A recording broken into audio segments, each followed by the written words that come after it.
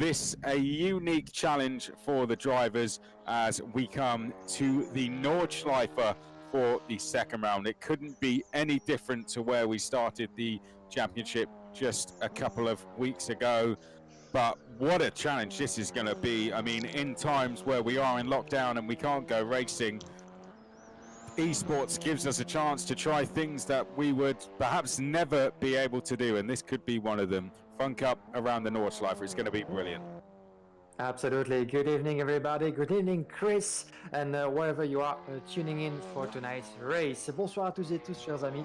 Et comme vous l'a dit Chris il y a quelques instants, bienvenue ici sur la Nordschleife du Nürburgring. Une grande première, sans doute, dans les annales de notre compétition, soutenue par Rally Motorsport avec la participation de Jean-Luc Dubois et du team M3M. Nous sommes ici au Nürburgring, l'enfer vert de Green Hell. Et comme vous le voyez ici avec de nos concurrents, ce ne sera rien de très facile, ça n'aura rien d'une sinécure que de pouvoir dominer cet effroyable circuit, mais ô combien intéressant évidemment, avec un bon nombre de difficultés tout au long de ces 21 km et même plus, puisque nous aurons deux tracés en un, la célèbre et redoutable Nordschleife du Nürburgring ainsi que la Southschleife, le circuit F1, et que les pilotes, la vingtaine de pilotes engagés dans cette deuxième épreuve de la Virtual Fun Cup Winter Series auront l'occasion de parcourir durant deux épreuves de 30 minutes chacune. Mais avant cela, 30 minutes, un peu moins désormais, de séances qualificatives et pour pouvoir déterminer donc l'ordre de départ pour la première des deux manches. Et puis nous prendrons le top 6 inversé pour la grille de départ de la deuxième manche. Ce sera pour tout à l'heure. D'ici quelques instants, nous allons avoir les premiers chronos qui vont tomber. La première difficulté, évidemment, on l'a dit, c'est de pouvoir prendre la mesure de ce circuit du Nürburgring, cette Nordschleife, afin de pouvoir réaliser le meilleur temps possible. Et pour ça, les pilotes n'auront que très peu d'occasion de pouvoir tenter ce chrono. Deux tours concrètement contre le chrono pour pouvoir se positionner le mieux possible sur la grille départ de la course 1. Chris, the first difficulty, the first challenge for the drivers tonight on the Nordschleife is to be able to master this glorious and very long racetrack. And since we only have half an hour of qualifying, this is going to be all down to just two flying laps pretty much against the clock. Yep.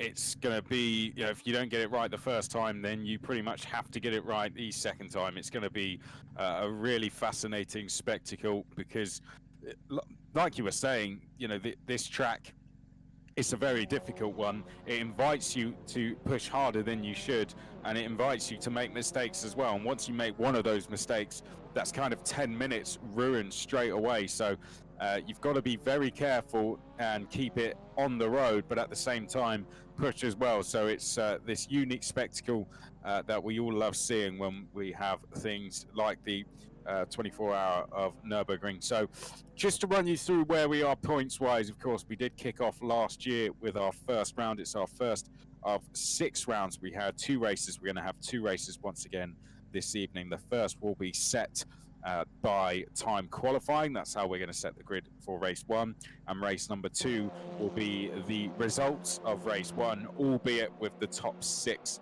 positions reversed. We do have an extended grid for this one. We had 16 drivers with us at round 1. We're expecting 20 drivers here this evening. Now, Max Leonard is currently the leader in terms of points, 132. Pierce Stockton and Riley Phillips tied on 130 points. It really was a battle of those 3 at the first round. However, we did have impressive performances from the likes of Maxine Alstein and Tom Kemping on his debut as well. One to watch, I'd say. They are tied on 114 points. Then Alex Soyes, who was impressive in qualifying and in the first race at the last round, he is 6th on 106 points, tied with Philip Lorike. Eric Steinlin is in 8th place. Matthias Besson 9th. Ian Verimans in 10th. That's how the championship looks, but it is early days. We're not even a third of the way through the championship at the moment. But Guillaume, the clock is running, 28 minutes are left on it. We're getting our first real look at the drivers as they now have gone round the GP loop, and now they are going to make their way on to the Nordschleife. And we focus currently on Nico Perez. Absolutely, Chris. This is the start of the first, a big part of tonight. A lot of challenges on the Nordschleife.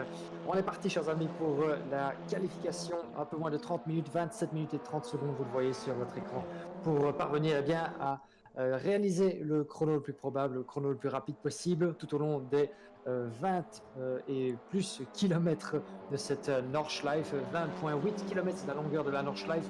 Mais avec les deux circuits combinés, nous avons un tracé démentiel de 25 km, point 3, l'équivalent de 15 miles. Donc un circuit absolument fantastique, l'équivalent de ce que les participants des légendaires 24 heures du Nürburgring ont l'habitude eh bien, de disputer.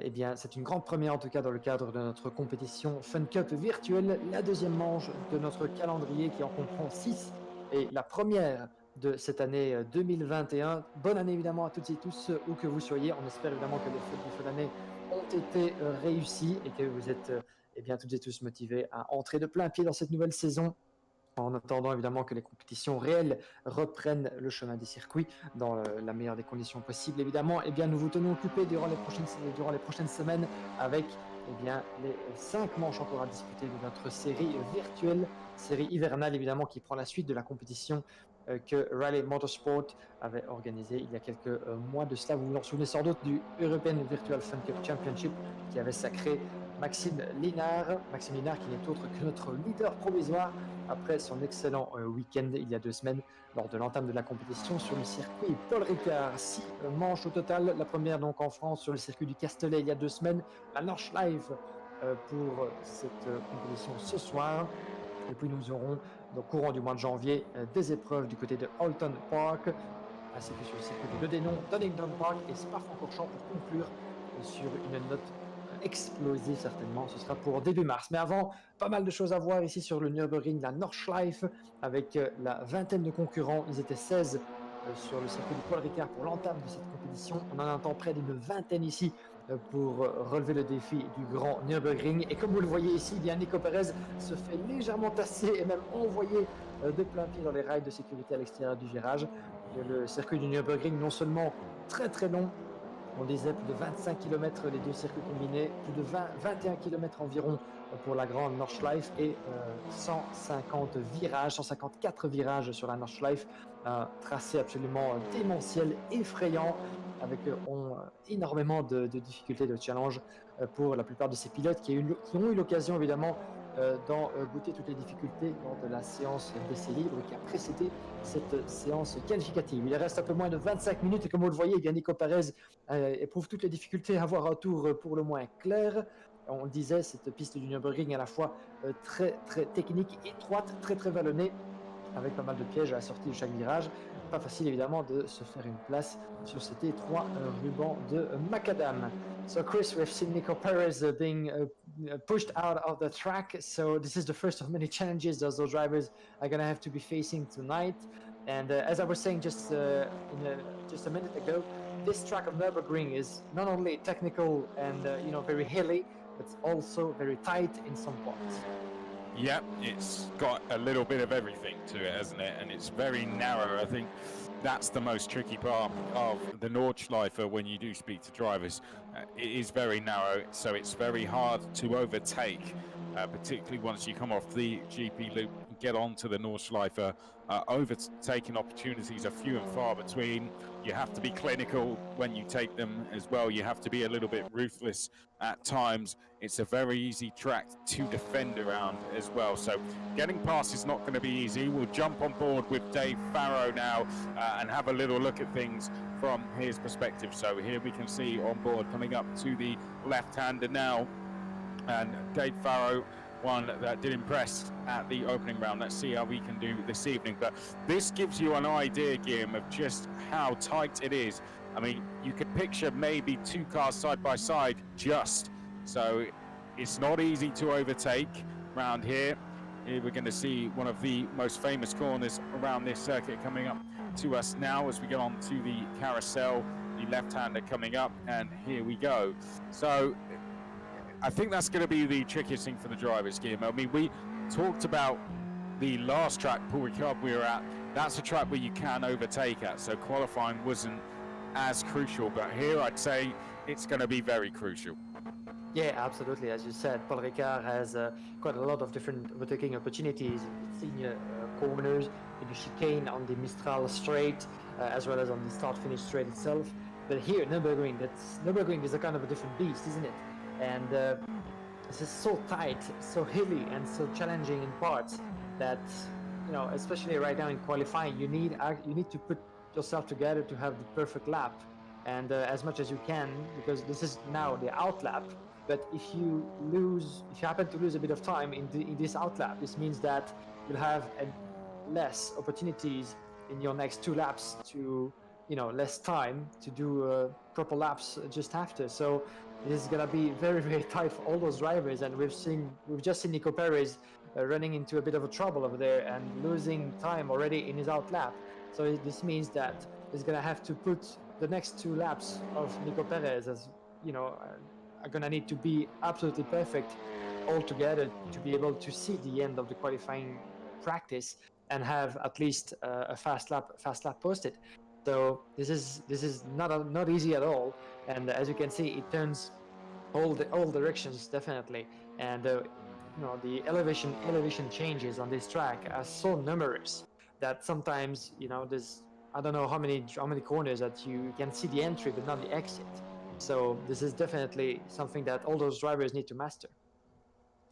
Yeah, it's hard to remember where you are around this circuit. We are just going to be staying with Dave Farrow until the time being, but once we get going on to the next lap, then we'll show you, we'll talk you through the drivers, perhaps in championship order. Here we can see Tom Kemping. Now, he impressed, didn't he, last time out here? Tom Kemping, someone I know from commentating on him in D-Max back in 2016 and 2017, which is a Arrive and Drive go-karting championship here in the UK. Tom Kemping was very quick in that series, and he turned up, downloaded the car, the game, everything, had a few hours, and then went out and in the end was fighting for a podium in that second race all the way to the flag. So he was someone that was very impressive. I feel with a little bit more practice now, he could be one to watch. Nico Perez, I think, will just be hoping to get round in one piece when he goes on to his next qualifying lap. But Tom was, I'd say, could be one to watch going forward in this series. In terms of the championship, though, on points, it's currently a three-way fight. Yeah, definitely, and there's more than just Tom Kemping to keep an eye on for the rest of the series, especially tonight, because Nürburgring can be, the first of a few key moments for the series, and once you get a good result here, that's, let's say, maybe one of the, if not the most difficult tracks out of the way, considering that the other rounds will take us to more familiar lineups as Oulton Park, Le Denon, Donington, and Spa. These are tracks that some of the drivers have been on in real life as well as behind the computers. So they'll be more familiar with those layouts than they can be with the Nürburgring.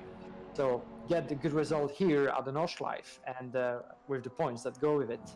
And that's already one good thing done. Here we can see Riley Phillips. He currently with Piers Stockton. 994 is Riley Phillips, Piers Stockton in the light blue coloured car. Piers had a real bad start to the season, didn't he? Again, in that first race, things went from a good qualifying session, turned on its head. He had to fight his way through, but then he made up for it with a fantastic performance in the second race, particularly. But Riley and Piers, throughout practice, we had a little sneak peek that they had been working together a little bit, and they were only split by 0.004 of a second at the end of that session. And it seems once again that they are going to team up with each other on this lap. So the only thing with doing this for Piers and Riley, if Piers is to make a mistake, he doesn't just ruin his lap there, he'll ruin Riley's as well. So there's got to be a lot of trust between two drivers to do this, particularly on a circuit like the Nordschleife, where there are so many opportunities for mistakes. Just behind these two, I can see in the background is one of our championship contenders, Max Leonard, as well. So he's just behind this, and Max, our championship leader, currently on 132 points. I'd say he's put himself in a good position. He's going to be to the far left of your screen. You can see him coming down the hill now, turning right, and he's given himself a good target to chase there in Riley and Piers. Yeah, absolutely. Maximilian, once again, very, very strong wherever he actually goes. And this could be actually a three-way battle, as we've seen happening in those two races in Paul Ricard, but Maxim has been very strong and, persistent as well. Since he won race 1 in Paul Ricard, had a bit of a trouble fighting for the podium against Riley Phillips in race 2.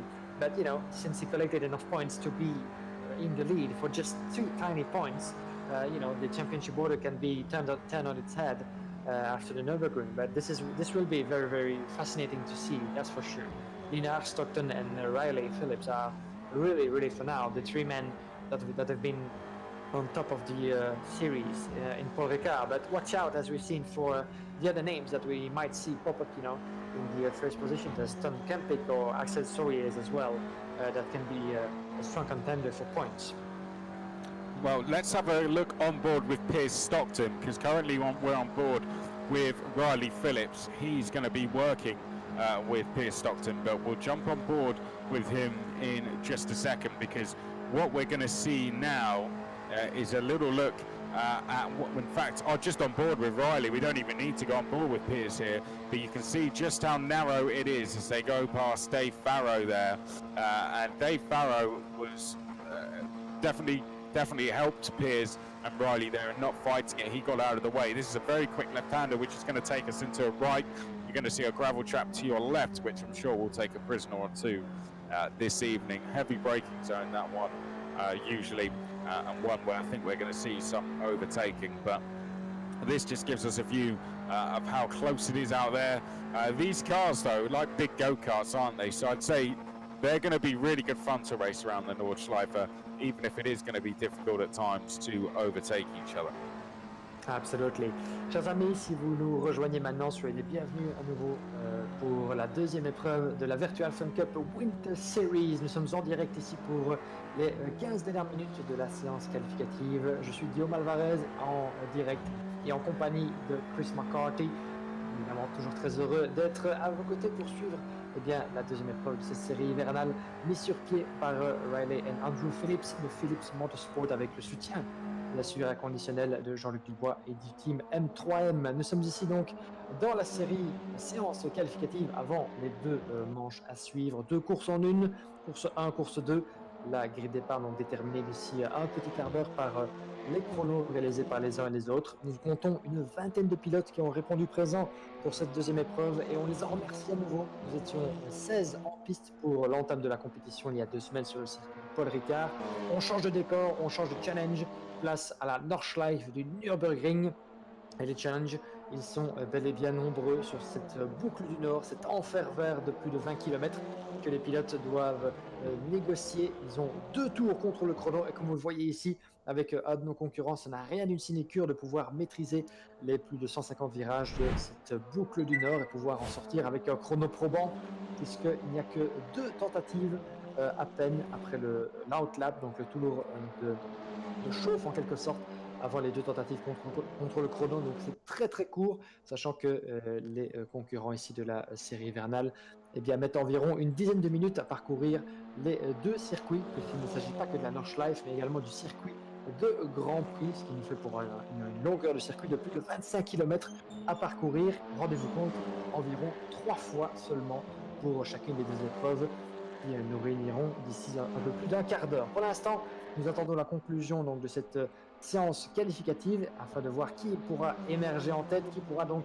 s'emparer de la pole position avec l'avantage de pouvoir démarrer en tête. Évidemment, sur un circuit aussi long et aussi sélectif, partir depuis la pole position consistera un avantage on ne peut plus décisif, sachant que le circuit, en plus d'être très technique, vallonné et challenging comme on peut l'attendre, est aussi très étroit, ce qui rend les possibilités de déplacement très compliquées, comme vous pouvez le voir ici avec Riley Phillips qui tente et pour l'instant profite, pourrais-je dire, de l'aspiration que lui procure le concurrent juste devant lui, Dave Shepard, je pense. Vous avez le classement voilà, qui vient d'apparaître sur la gauche de votre écran avec Riley Phillips pour l'instant en 10 minutes 24 secondes. C'est lui qui a la position provisoire devant Dave Farrow, l'un des 5 nouveaux pilotes que nous comptons donc au départ de cette deuxième épreuve de la saison. Pierre Stockton en troisième position, Andy Dawson quatrième chrono devant Maxime Linard, le représentant donc, du Belgian Brewery Club, avec cette numéro 50 Flower Power qui détient pour l'instant le cinquième chrono provisoire. Les deux pilotes ici, Riley Phillips, juste derrière son compatriote Pierre Stockton qui vient de négocier le célèbre virage du carrousel, cette épingle à cheveux absolument terrifiante dans lequel eh bien, tout dépassement relève véritablement de l'utopie. Et pour l'instant, les deux pilotes restent en formation, cherchent évidemment à faire profiter l'un comme l'autre, mais surtout dans le cas de Riley Phillips de l'aspiration de Pierre Stockton afin de pouvoir eh bien, ressortir le plus rapidement possible de ce tour. On le disait, seulement 2 tentatives contre le chrono dans cette séance qualificative de 30 minutes après le tour de chauffe en quelque sorte. C'est très très court et ça laisse peu de place aux erreurs évidemment pour les concurrents de la Virtual Fun Cup Winter Series. So interesting to see Chris here, Riley Phillips just behind Pierre Stockton. Those two really driving together for most of this lap around the Nordschleife, and Riley Phillips trying to get a good tow behind Pierre Stockton, but at the same time he could lose a bit of time. And as we have the provisional timesheet appearing on the screen with Riley Phillips now on provisional pole position. Just a quick note to all our viewers that are currently tuned in. We are just having one or two issues. We're having what we would usually do at this time is have a look at every single driver, but we're going to do that as soon as we can. For now, let's just introduce you to some of our new drivers. In fact, we're having a look at, here we can see Pierce Stockton and Riley Phillips. Dave Farrow is currently next along. Behind him on track, Dave Farrow returning, of course, to this round. Then we can see Max Leonard with that distinctive livery that he has behind him. I want to talk new drivers though, so I'm going to see if we can go to Andy Dawson because he is one of our new faces that we have for this round. We did have some drivers that couldn't make it last time, so here's going to be just one of a few new faces you're going to see today. Andy Dawson currently in 4th place. Let's then head down to 6th place where we're going to find Ian Verimans. That's what he looks like in the number 25, the all-white car. Lancelot Alstein, it was a car that was shared last time, but Lancelot running as himself this time. There we can see he's going to be in 7th place currently. One driver we talked a lot about last time, he's currently in 8th place, and that is Tom Kemping. And Tom Kemping in that dark grey colours. Very interested to see how Tom gets on this evening. Currently in 9th place after the outlap is Gerald Richard. He is sitting just inside the top 10. Then behind that we have Eric Steinley. Eric F's also running as Eric FC. He's going to be in 10th place currently. Xavier Veal is just outside of the top 10, and right on cue we go to Xavier. Christoph Schinkel is another new face for this round. Let's have our first look at Christoph. That is what his livery looks like. Let's get a little bit of a better look as he comes around the left-hander. There we can see that's more what we should be seeing. So Christoph Schinkel, fairly nice livery on that one. One driver you would know from racing in the Fun Cup UK series. Good to see him now also with us in the European one is Jay Shepherd. Jay Shepherd, the Team 7 driver. He's coming up to your screen now as he comes underneath our camera position. Past camera he goes with the Union Jack on his car. After that then we'll take a look at some of the others. We have David Chatelain. He is currently in 14th place. Let's have a look at David as they make their way down the back straight now. We are just completing what is our first flying lap, so this is going to give us our first look at who is where. So that is a look at David Chatelain. Nico Perez, we've seen a little bit of him already, so we'll skip past him and go to Mathis Besson next. He's another one of our new faces. Pierre-Andre Guillaume He's back with us as well. Stephen Spitthouse, we'll have a look at Stephen if we can as well. He's currently down in 19th, but he's another new name for this one, as is Philippe Loriquet, and then Axel Soyez is running in 20th. Here's Stephen in the dark blue car. That's the livery Stephen is running in this championship, one of the M3M drivers, and Axel Soyez currently in 20th place. But Guillaume, as they come across the line, we're getting our first look at who is running where. Once again, we have Riley Phillips and Pierce Stockton, top left of your screen. They are first and second, split by 4 thousandths of a second. So they make their way now down. We're just having a look at Stephen Spitthouse coming around the second half of the track. But we are seeing a little bit of a spread in the times, but so we should. It's such a long lap, but Riley Phillips and Pierce Stockton almost glued together up at the moment, split by 4 thousandths of a second. Yeah, it's not at all surprising, isn't it, between those two fellow countrymen as well, that have been already competing very close for victories in the opening round in Paul Ricard. So, you know, these are the names that we expect to see once again at the top of the timesheets as well as for the race results. But let's see what happens in those races. As a reminder, we're going to have a reverse grid for race 2 with the top 6 being reversed at the end of race 1.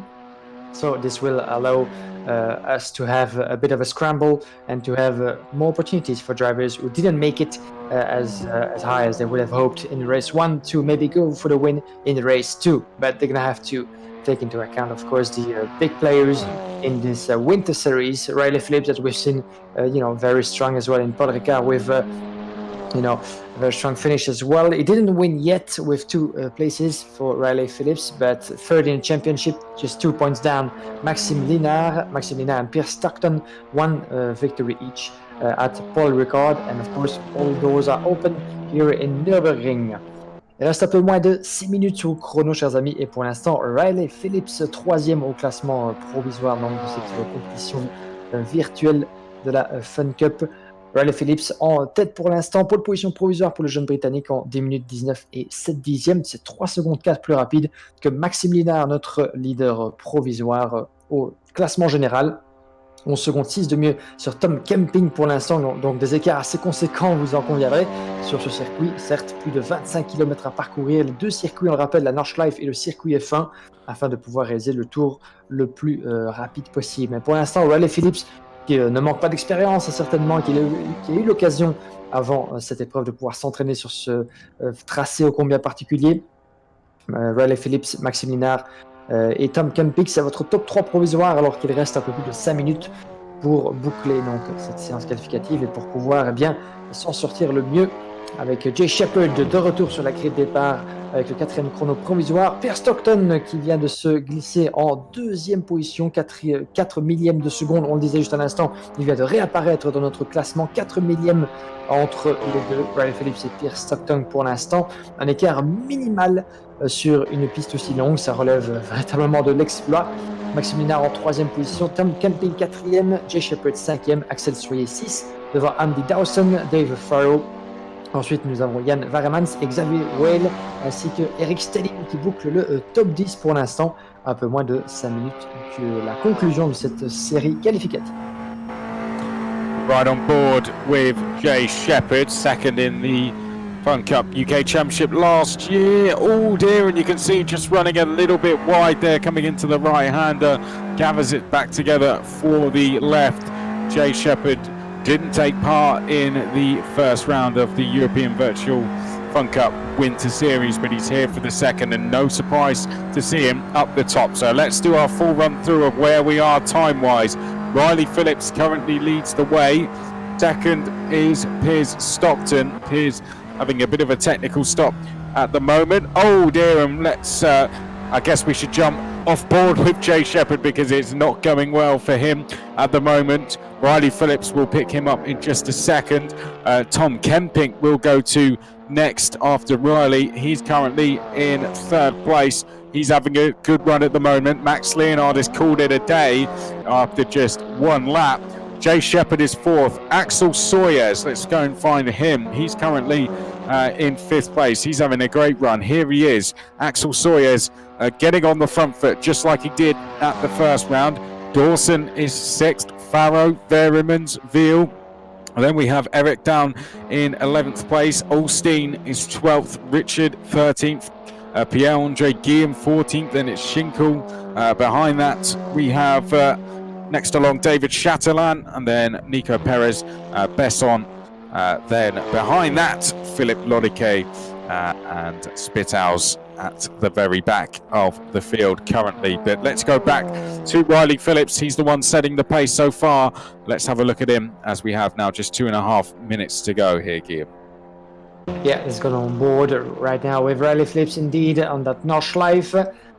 On va suivre un petit tour de Riley Phillips. Nous voilà à bord donc de la machine du Britannique Levo 3 à l'approche d'un des virages les plus célèbres, si ce n'est le virage le plus célèbre du Nürburgring, le carrousel. On va voir comment Riley Phillips va l'aborder sur long gauche et cette inclinaison incroyable, unique au monde sur ce grand Nürburgring. Riley Phillips donc en tête, on disait, du classement, donc avec la pole position provisoire, 4 millièmes de seconde plus rapide que Pierre Stockton pour l'instant, à un peu moins de 2 minutes de la conclusion de cette séance qualificative. The carousel corner, Chris, certainly one of the, if not the most famous of all corners of the Nürburgring, and certainly one of a kind in motorsport. And since it was built back in the 30s and never been changed since. Have you ever been to Nürburgring yourself, Guillaume? Yeah, I had the pleasure actually a couple of years back, but it was for a motorsport event, obviously. A vintage motorsport event, and I can't remember the name, but it was beautiful, definitely. And I didn't quite get the chance to go around the track, the Nordschleife, but I wish one day to be able to go to the 24 hours, for instance. But I happen to know that you've been there a couple of years back as well. Yes, went for the 24 hours back in 2018. It was with the Gran Turismo guys, actually. It was their first ever World Tour event. And about maybe it was about an hour before the race, they came, the Gran Turismo media team said, do you want to go on the track doing grid walk? I was like, yeah, why not? I can tell you, fantastic experience. To see the cars go around in the evening as well was highly entertaining, and I think I underappreciated it at the time because it's a very unique opportunity to be able to go to something like the Nürburgring 24-hour, a beautiful circuit. And one of those, I'd love to have a passenger ride around the track one day. Yes, definitely. You know, those actually onboard videos from the Nürburgring, I guess you've seen quite a lot of them, and everybody listening have seen those as well. There's like tons of videos of the Nürburgring onboard on YouTube and wherever you can find them actually. And they're all pretty amazing, especially, once again, this is the not the carousel, but the little carousel, shall we say, the Klein Carousel in German, and less famous, but equally important to go right into. But you know, wherever you can go, you can find an onboard of the Nürburgring. This is always absolutely fantastic, and the track is just so long and so tricky, so challenging, especially with those fast-flowing parts that you think are actually straights, but they're actually straights made of corners that you need to take right as well. So definitely a fantastic track to be on, and the glorious environment, pretty much as another great track as Spa-Francorchamps that we'll be going to for the conclusion of this series. But the Nürburgring has one of a kind environment as well, with those hills surrounding the tracks and those elevation changes that are so numerous around the layout as well. That I wonder actually if you can have 2 laps in a row that are the same on the Nürburgring, but I think that's pretty much impossible. I tell you, here's a question for you, and you don't have to answer it now. I'll say that, you don't have to answer it now. And for anyone at home, I want you to think about this as well. If you could drive one car around the Nordschleife, what would it be? We're going to come back to that. Between race 1 and 2. How about that? That sound good? All right, so I'll give you time to have a little think about that. And I'm going to ask our director to give me an answer as well. So Andrew will also be giving me an answer via our chat group. So, and I think he already has, but we'll reveal that later. So as they come across the line, we are about to complete qualifying, and Riley Phillips it is who's going to start from pole position. Second is going to be Piers Stockton, the two Brits on the front row together. Max Leonard in the car we're on board with. Andy Dawson will be row number 2. Dave Farrow, I don't know if he's still circulating or not, but he's just ahead of us. In fact, he's going to be 5th. Tom Kemping 6th. Jay Shepherd on his return to Virtual Fun Cup Racing will be 7th. Then it will be Axel Sawyers. Ian Verumans will be 9th with Xavier Veal next along. Eric Steinland will be in 11th. Lancelot Alstein in 12th. Gerard Richard will be 13th. Pierre-Andre Guillaume 14th. Christoph Schinkel 15th. Behind that, David Chatelain in 16th. Then we have Nico Perez 17th. Besson 18th. Philippe Loriquet will be 19th. And Stephen Spittals will be in 20th place. Any surprises in there for you, Guillaume? I would like to say that Andy Dawson, 4th time at the end of the qualifying practice, is quite interesting. And Dawson, Farrow as well. Tom Kemping, as we said, is one of the drivers to keep an eye on as well. So, considering that Dawson and Farrow are with us for the first time here at the Nürburgring, this is pretty interesting and pretty impressive to be so high up the order, actually. But something that I want to stress is the tiny gap that we have between Riley Phillips and Piers Stockton. 4,000 of a second on such a long track of 25 kilometers is just it's just insane, actually. You wonder where he might have lost those 4,000, sorry. Yeah. Literally anywhere. It could have been any. It could have been a bit more wind going down the straight or something like that.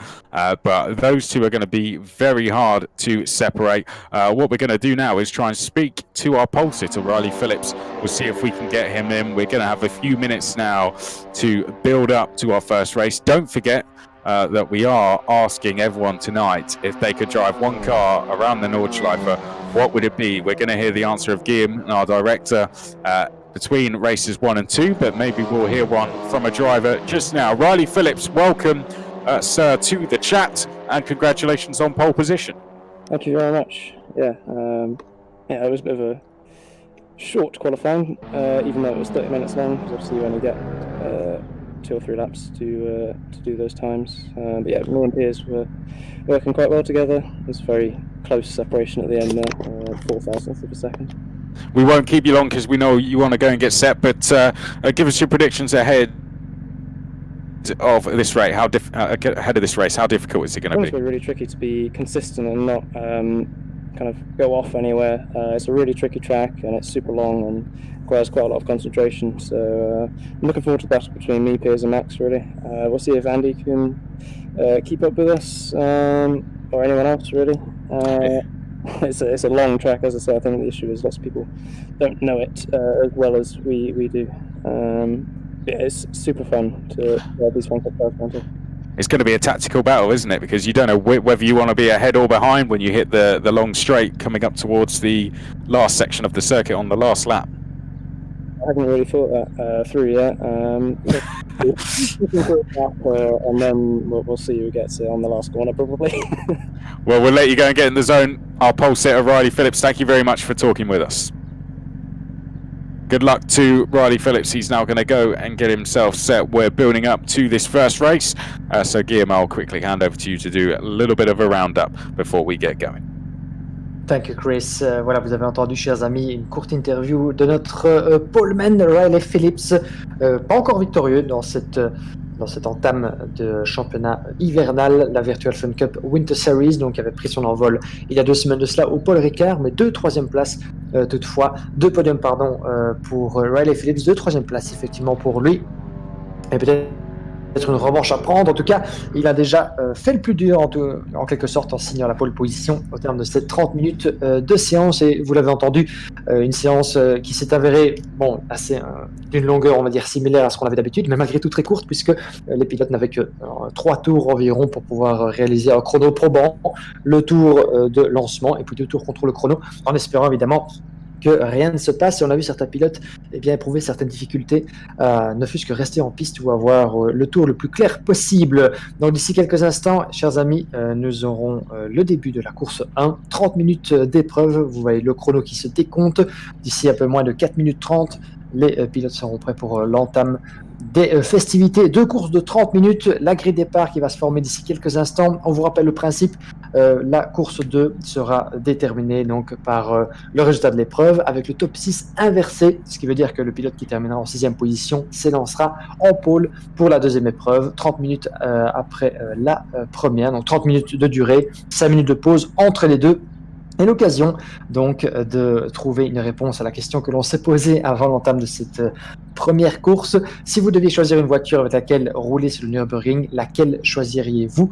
On attend vos réponses et éventuellement vos suggestions via le chat sur YouTube ou sur Twitch et nous vous donnerons nous-mêmes nos réponses personnelles. D'ici quelques instants, donc, les pilotes vont bientôt s'apprêter à prendre le chemin de la grille de départ en quelque sorte, grille de départ virtuelle avec Riley Phillips qui s'élancera en pole position, mais quelques gros bras, évidemment Maxime Linard qui aura à cœur de conserver le leadership au sortir du Nürburgring. 2 points seulement le séparent de Pierre Stockton et Riley Phillips. 3 noms évidemment à garder sous les yeux durant toute la durée de cette épreuve, une épreuve qui évidemment sera quelque peu différente de ce que donc la série nous avait habitué au Paul Ricard, compte tenu de la longueur du circuit évidemment et de toute la technicité du tracé du Nürburgring. Voici la grille de départ qui apparaît pour l'instant. Here is the great Chris, and in just 3 minutes time we'll be ready to go for the first of 2 races of tonight on the Nordschleife.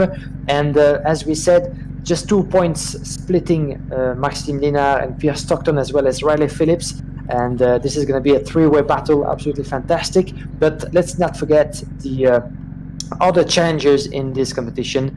The first one being, of course, Tom Kempink, but as well some newcomers that have been quite efficient in the qualifying practice. Yeah, it's going to be a fascinating race, no doubt. It's a little bit going into unknown territory, this, isn't it, Guillaume? We don't really know what to expect because, well, we've never really seen it before, and no one has ever really come up with the idea of doing this before. So a little bit of going into the unknown, but that's exciting for us as commentators, isn't it? That's what we want to see. We don't want to know what to expect. We don't want to know who's going to win. And we don't know how they're going to. We don't want to know how they're going to do it. Otherwise, it would just be a little bit straightforward. So it's hard to know what to predict from this. I wonder, is it going to be a close race? Is it going to be a fight to the end, like we spoke with Riley there? Is it going to be a case of who wants to be ahead going up towards the line? Or is it going to be a case of just trying to stay in the fight and not make any mistakes? I think I'd rather go for option 2, basically, trying to get to the end of this race and not to do any mistake, because this track is so long and so complicated to master, actually, that being, as Riley told us, actually being consistent on this track is the key to everything, pretty much. And if any of those drivers want to be able to get a good performance out of the race, they need, first of all, to be consistent and not to do any mistake and avoid any contact, which won't be an easy thing to do, considering the track is so narrow in some parts. So not talking about the F1 track that they're going to have to go around first, because as a reminder, we have 2 tracks in one, the Nordschleife, so the Formula 1 Grand Prix circuit, and the Nordschleife, of course, the very famous Green Hell, to go up next. So definitely a lot of challenges that we're going to see in less than 1 minute as the grid is getting ready to roll for the second time around. After Paul Ricard, the opening round, we have round 2 here in Germany. 30 seconds to go then, just 10 days after our first round. We're going to get ready to go racing now here for round 2 of the European Virtual Fun Cup Winter Series. On the front row, Riley Phillips versus Piers Stockton. Championship leader Max Leonard will start from 3rd place. 20 drivers out there in total, 30 minutes ahead of us for the first of 2 races this evening. The lights are now coming on, and for the first time in 2021, European Virtual Fun Cup racing is underway, and Riley Phillips leads us as we go down towards turn number 1 for the first time. There in the 256 is Piers Stockton. Max Leonard slots into 3rd place, and it's a single file train as they make their way down towards turn number 1 for the first time. Andy Dawson sits in 4th place. Piers Stockton trying to get down the inside of Riley Phillips, who ran just a little bit wide, but he will still lead the way as we come out of the second corner and now make our way down towards turn number 3. Leonard right in there in 3rd place, but he himself coming under pressure now that we concentrate on our 2 leaders. Piers Stockton, what's his tactic going to be here? Is he going to try and work with Riley Phillips as they have done in qualifying, or is he going to go for the lead? I think it's going to be the latter, because Riley Phillips was a little bit tight through the right-hander, and that's opened the door now for Piers Stockton as they go down towards the hairpin, and Piers Stockton is going to make his way down the inside and into the race lead, and just like that, Riley Phillips is going to drop to 4th place. Leonard has gone through into 2nd place, and Dawson into 3rd, and Phillips has hit big problems here, and he is now tumbling down the order as we come through the Michael Schumacher S. Et c'est parti donc pour la première de ces 2 épreuves ici sur la Nordschleife. Si vous nous rejoignez maintenant, c'est le bon moment. Et comme vous pouvez le voir, Piers Stockton sur votre écran au volant de l'Evo 3 numéro 256 a pris la poudre d'escampette devant Riley Phillips. Riley Phillips qui vient de dégringoler littéralement dans la hiérarchie, avec un gros problème malheureusement pour celui qui s'est lancé depuis la pole position pourtant, mais qui a perdu gros dans les premiers virages à l'approche de la chicane. Ici, Michael Schumacher. Piers Stockton en tête donc du peloton à l'entame de ce qui sera 3 tours, seulement 3 tours en effet, vous avez bien entendu, dans cette première épreuve. Là, voilà, voici ici donc la chicane de Michael Schumacher renommé après donc le 7tuple champion du monde auquel on pense beaucoup. Et voilà ici la plongée sur la gauche, c'est la Nordschleife qui s'ouvre, l'enfer vert, et c'est 21 km sous le commandement de Piers Stockton. Maxime Minard en 2e position, volant la numéro 50. Excellent départ pour le leader du championnat devant Andy Dawson ainsi que Dan Farrow en 4e position. Tom Kempik 5e, 6e place pour un de nos nouveaux venus devant Axel Soyer. James Shepard 8e, Xavier Vell 9, et nous avons Riley Phillips en 10e position.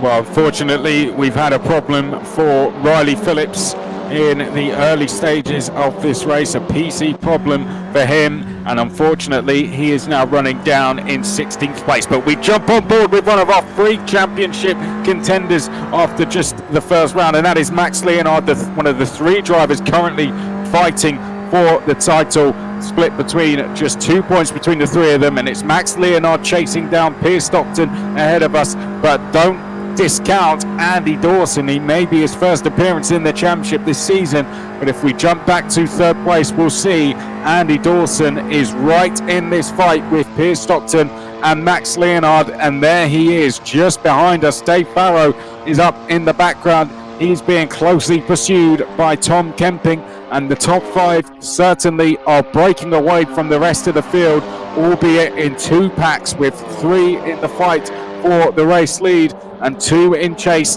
in Farrow and Kemping. Let's go back and have a look at 5th place, Tom Kemping. He was a podium challenger in the first round, and here he is getting himself settled into the race so far. He sits in 5th, trying to hang on to Dave Farrow in 4th. Jumping back then, let's have a look back throughout the rest of the field. David Chatelain is currently in 6th place. Jay Shepherd is in 7th. Xavier Veal in 8th. We have a look at Xavier now. Philippe Lolique is then behind that. He is currently in 9th place, rounding out the top 10. If we go back and under a lot of pressure is Axel Soyers, and Philippe Lolique is off. Philippe Lodique, a small off for him. He rejoins the circuit, but that's going to allow Axel Soyers to close in. Oh dear, and contact there. Lodique has found himself briefly onto the grass, and we've got a spin. 2 spinners in the background. Schinkel is one of them. Schinkel now trying to get himself going again, just trying to identify the other driver that was caught up in that as they make their way. I think it was Pierre-Andre Guillaume, sadly, who was the other driver to get caught up. We have a look at Gerard Richard here in 11th place. There is Pierre-Andre Guillaume, he is now back going again, but a very close going on for place. We'll jump up to that in just a second. Riley Phillips is back up to 12th place, but we'll go and have a look at this battle for 9th place. Here is Riley. You can see he's up to 13th. He's now, in fact, just gone past Axel Sawyer, so he's up to 12th place as we're going to look at the close fight going down in the latter half of the top 10. We just had Eric Steinle drop down the order. Eric Steinle has gone from 10th all the way down to 13th place as we continue to look at this battle for 7th place, Gear. Et voilà, ça commence à s'agiter dans le peloton de cette Virtual Fun Cup Winter Series. On est parti depuis quelques instants pour cette première épreuve. Xavier Vell pour l'instant sur votre écran en 8e position, la poursuite de Jay Shepherd. Xavier Vell qui va tenter de se rapprocher du pilote britannique. Vous avez également sur votre écran, à la droite de votre écran, le nom des virages qui apparaissent également au fur et à mesure que les pilotes les négocient. Un petit coup de main également pour vous situer sur ce très très long tracé de la Nordschleife et nous permettre également nous de nous y retrouver. Voilà, nous approchons de Bergwerk par exemple avec Xavier Vell sur votre écran qui tente de se rapprocher à 8/10 pour l'instant de Jay Shepherd. Pierre Stockton toujours en tête et qui tente également de creuser l'écart sur Max Linard, le pilote belge, le leader de la compétition au volant de la numéro 50 Flower Power qui s'accroche tant bien que mal en 2e position sous la pression de Andy Dawson, le 3e Tom Kempik en 4e position qui accuse déjà 4 secondes de retard sur le trio tête pour l'instant, un trio tête qui ne fait que s'isoler de plus en plus. Voilà, vous les avez à l'écran, Tom Kempik avec Andy Dawson juste devant lui, c'est Dan Farrow pardon, en 5e position, Tom Kempik numéro 274 en 5e position, Dan Farrow. Puis nous avons David Chatelain en 6e place, 7e position Jay Shepherd, Xavier Vell 8e, 9e position Simu Philippe devant Riley Phillips. Et grosse sortie de piste là-bas malheureusement pour Tom Kemping qui s'est fait légèrement tasser en sortie de virage à l'approche du carrousel. C'est très très serré là-bas, mais malheureusement du temps perdu, mais il est parvenu à revenir en piste. Fort heureusement, le rail de sécurité très très proche qui lui a permis en tout cas de perdre le moins de temps possible dans cette petite dérobade de sa machine. Un contact il y a eu lieu d'ailleurs avec Andy Dawson qui a repris donc la 3e position. C'est une bataille pour la 4e place que vous avez à votre écran entre Dave Farrow et Tom Kemping, 4e et 5e pour l'instant. Andy Dawson 3e position, Maxime Linard et Pierre Stockton 1 et 2 séparés par un peu moins d'1 seconde après un peu plus de 8 minutes de course. Having a look there, we just saw a little bit of contact between Kemping and Farrow. Kemping in 4th, Farrow 5th. This is Jay Shepherd. He's now down to 8th place. Xavier Vell having a very good race here. He's got himself up into 7th. He's doing a great job. We're looking at the Wasp car, though, of Jay Shepherd running strongly in the top 10 in his first showing of this season. So doing a good job so far. Here is Max Leonard, though. He's currently in 2nd. Shortly, we're going to be getting nearer towards the end of the lap, and then we'll see if Max Leonard is going to be looking to work with Pierce Stockton or if he's going to want to try and go past him. We've had a change for 4th place. We'll go and pick that up now. It appears Tom Kemping is losing positions, and there he is. Tom Kemping's actually lost a couple of places here. So has he had another run-in with Dave Farrow, which has seen him drop down, or has he just had an off? I don't want to apportion any blame to Dave Farrow when we haven't even seen an instant, so I'm going to go off the assumption that there was perhaps just a small mistake there from Kemping, and that has now seen him drop down to 6th place. Let's go on board though with Riley Phillips, because he's on a charge back through the field, a PC problem.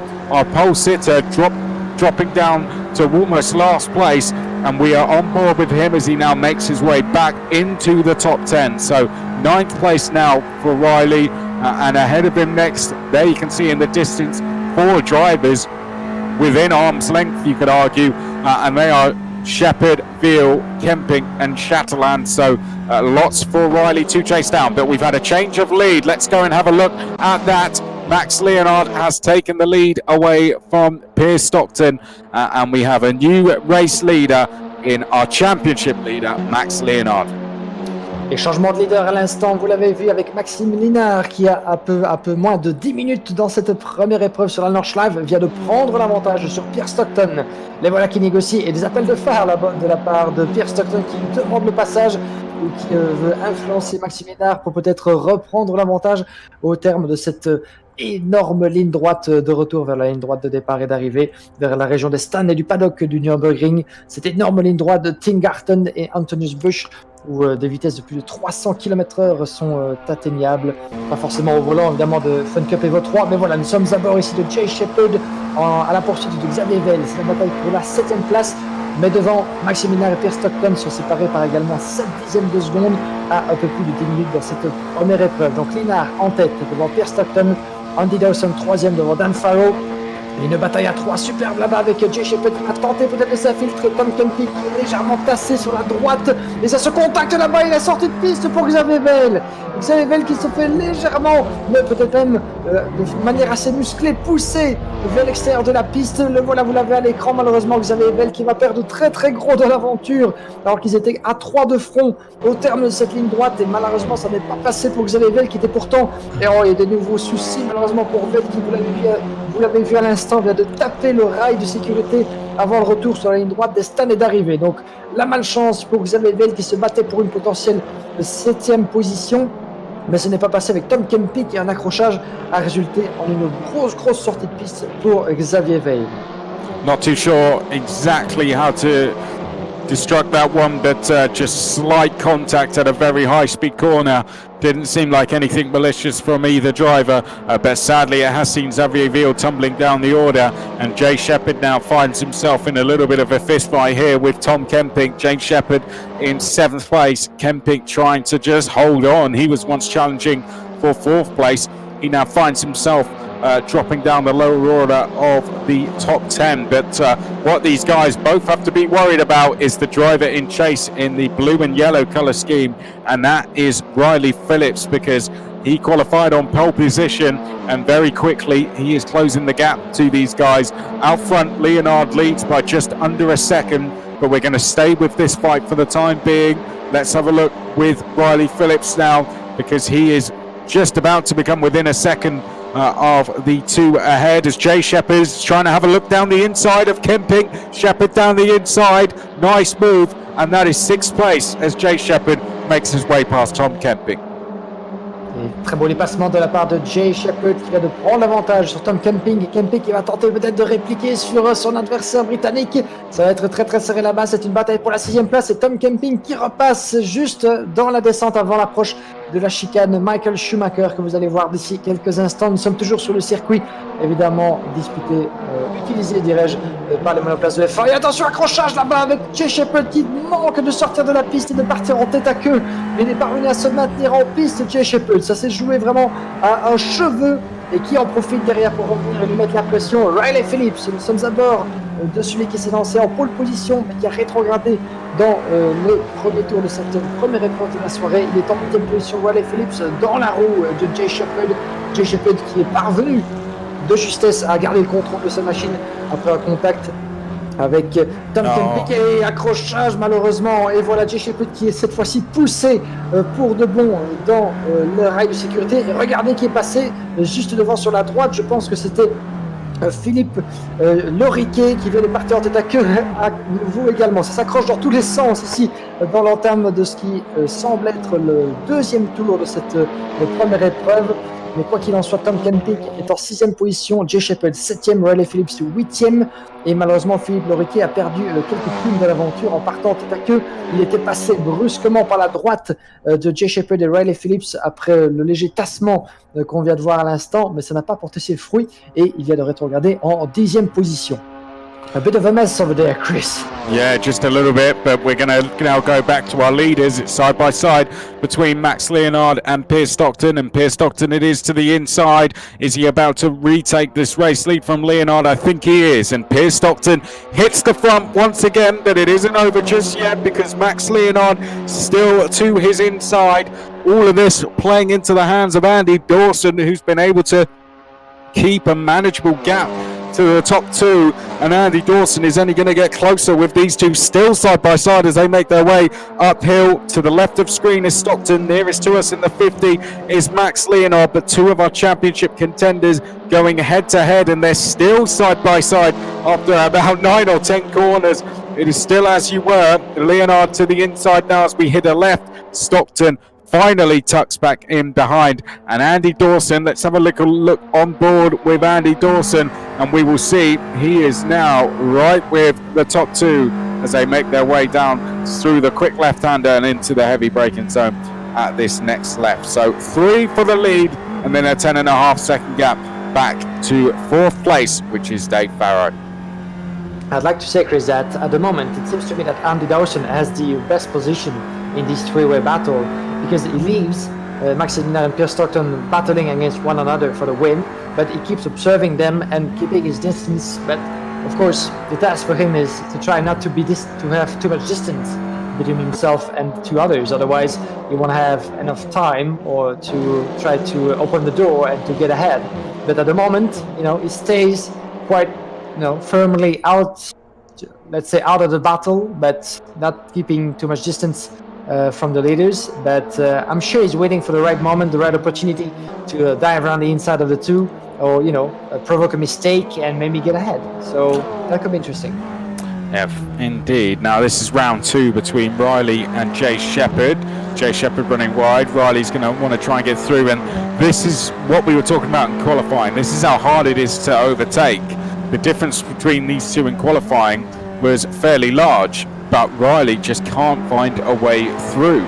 Jay Shepherd isn't giving him any space, isn't making any mistakes, and so Riley currently is having to tuck back in behind. But it looks like he got a better run through that uphill right-hander there. He might now find a gap on the left, but he's deciding he wants to work with Jay Shepherd and push each other along as they now make their way through the fast section. We've got a similar battle going on just a little bit further up the road. We'll come to that in a bit, but let's stay with this for the time being, which is Riley Phillips, our pole sitter, trying to make his way back through the field, and he is currently right behind Jay Shepherd and seemingly is happy to sit behind Jay Shepherd. So let's see if he's going to make a move, but currently Riley just trying to push Jay Shepherd along. Superbe battle pour l'instant entre Riley Phillips et Jay Shepherd. Nous sommes à bord pour l'instant de Riley Phillips, 3e au classement général de cette Virtual Fun Cup Winter Series. Il essaye vainement, vous voyez de tous les côtés. Il essaye en tout cas de prendre l'avantage sur Jay Shepherd. Jay Shepherd qui ne s'en laisse pas compter, qui ferme toutes les portes. Et vous voyez combien la piste du Nürburgring ici est très très étroite par endroits. Ça ne laisse pratiquement aucune possibilité à Riley Phillips de pouvoir surprendre son adversaire Jay Shepherd, mais qui maintient sa ligne, qui ferme toutes les portes.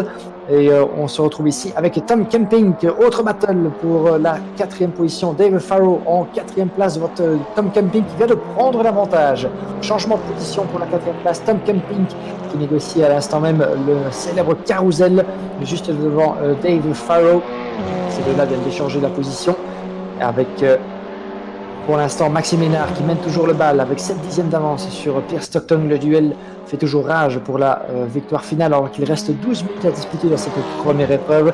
Dawson en 3e position. À l'écran, vous avez Dave Farrow et Tom Kemping en pleine bataille pour la 4e position.